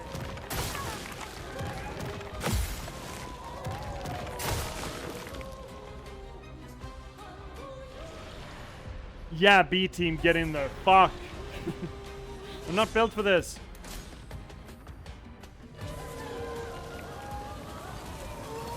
Not today.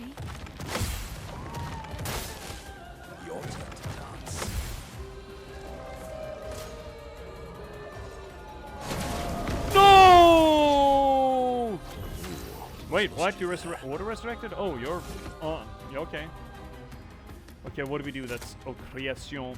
Yeah, we just nuked him. I don't think we've done this before. This is gonna be fun.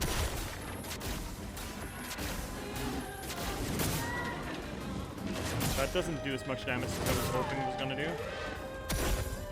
Well, that didn't work. Today. Can you fucking stop, sir? There we go. Got him. Woo!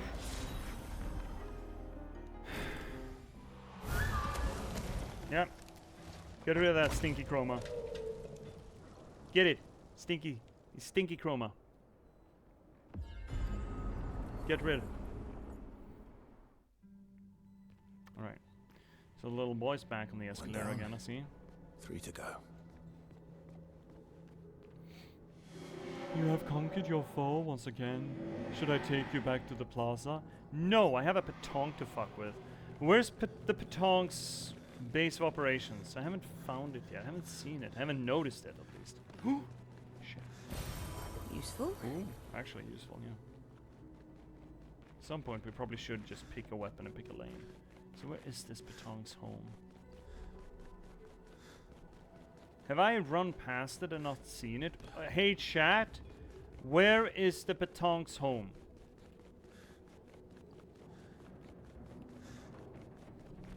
I'm not seeing it, and it should be down here on the floor somewhere, right?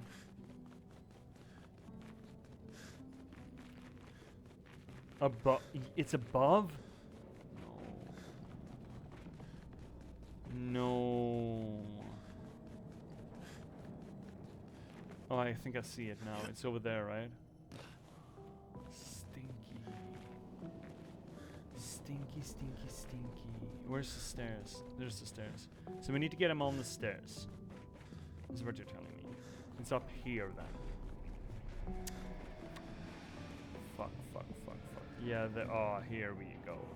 Right, well, everyone's all roughed up. Doesn't matter, I suppose. Oh, shit. That's bad. Ooh, the good tunes.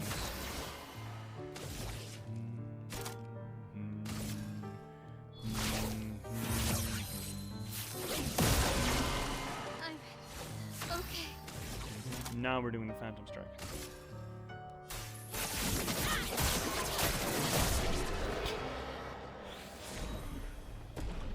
Oh, got him. You know what? Let's just do one of these. There we go. Okay, so we found the thing. Now we just need to get him on the stairs. I guess on the stairs is a big trick here. How do we get this little shithead on the stairs? The petanque's back on the escalator again!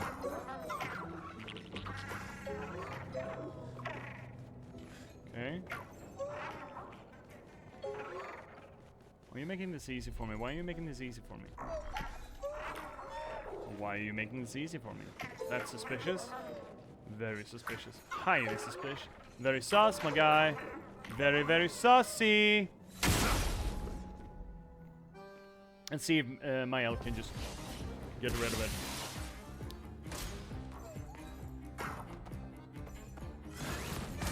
That's bad. The assumption here is, of course, that that guy's gonna take the blows. I don't like that. And I don't... It's a damn shame that Mael is up first. But I guess it can't be helped. Not giving up. Are we just Stendhaling the big lad, or are we AoEing them? Let's AoE.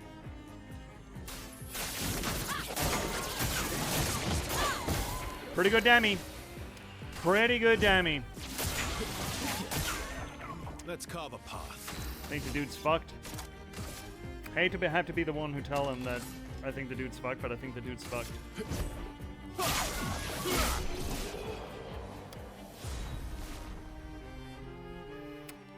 Don't tell his mom, alright? Don't tell his mother. Whatever you do, don't tell his mom. Alright, well, we can get back to the flaggy then. Yeah, this certainly doesn't feel like the run-up to... where was the place? There. The run-up to... Simon. This is certainly interesting. I can only assume that this maybe is well, should have been done before we did. Ooh, a little bit of chroma. Great. Should have been done before we went to Simone, hypothetically.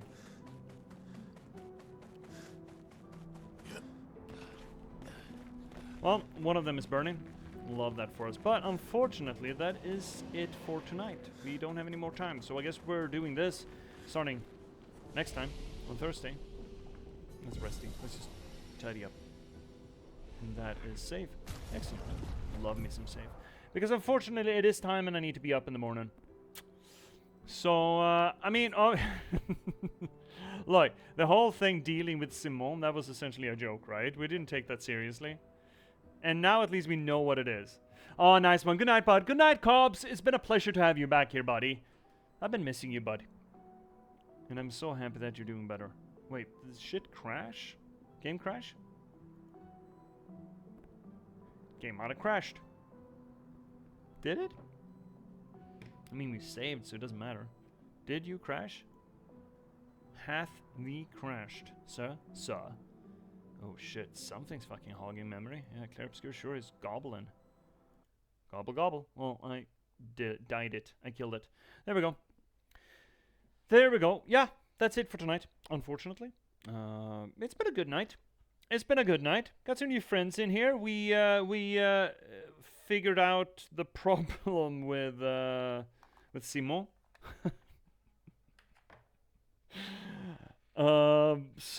So that was fun, thanks. And thank you, C. It's always a pleasure to have you here. All of you, really. I'll get to all of you in good time. Yeah, shit. It's been good. I mean, we spent like 2 hours on Simon. I don't know if we did progress on him. I feel like I need to grind him. Simon acted like a big spoon. Does that mean that we became the involuntary small spoon? Even if you didn't want it. Yeah, that the non-consensual big spoon. It's just whomp. Yep, shit. I got spooned. Real hard. Wow. I feel so used. Used and abused. Ridden hard and put away wet. We'll get back to him. I want to do him. I really want to do him. And I think it's doable. It's just, I need to get my reps in. So maybe I should do that off screen. Just to get it in there. I feel like I got an idea with the double attacks. The lingering attacks, the double tap. I think I got a notion of the pacing that I need to do. Because it's essentially mimics the original attacks. It's just another fling to it. So I can kind of use the training on the first stage. The problem is the lightning fast attack and the Sword of Lumiere that I've seen. Hypothetically has other tricks up his sleeve, but those are the two that are really fucking gnarly.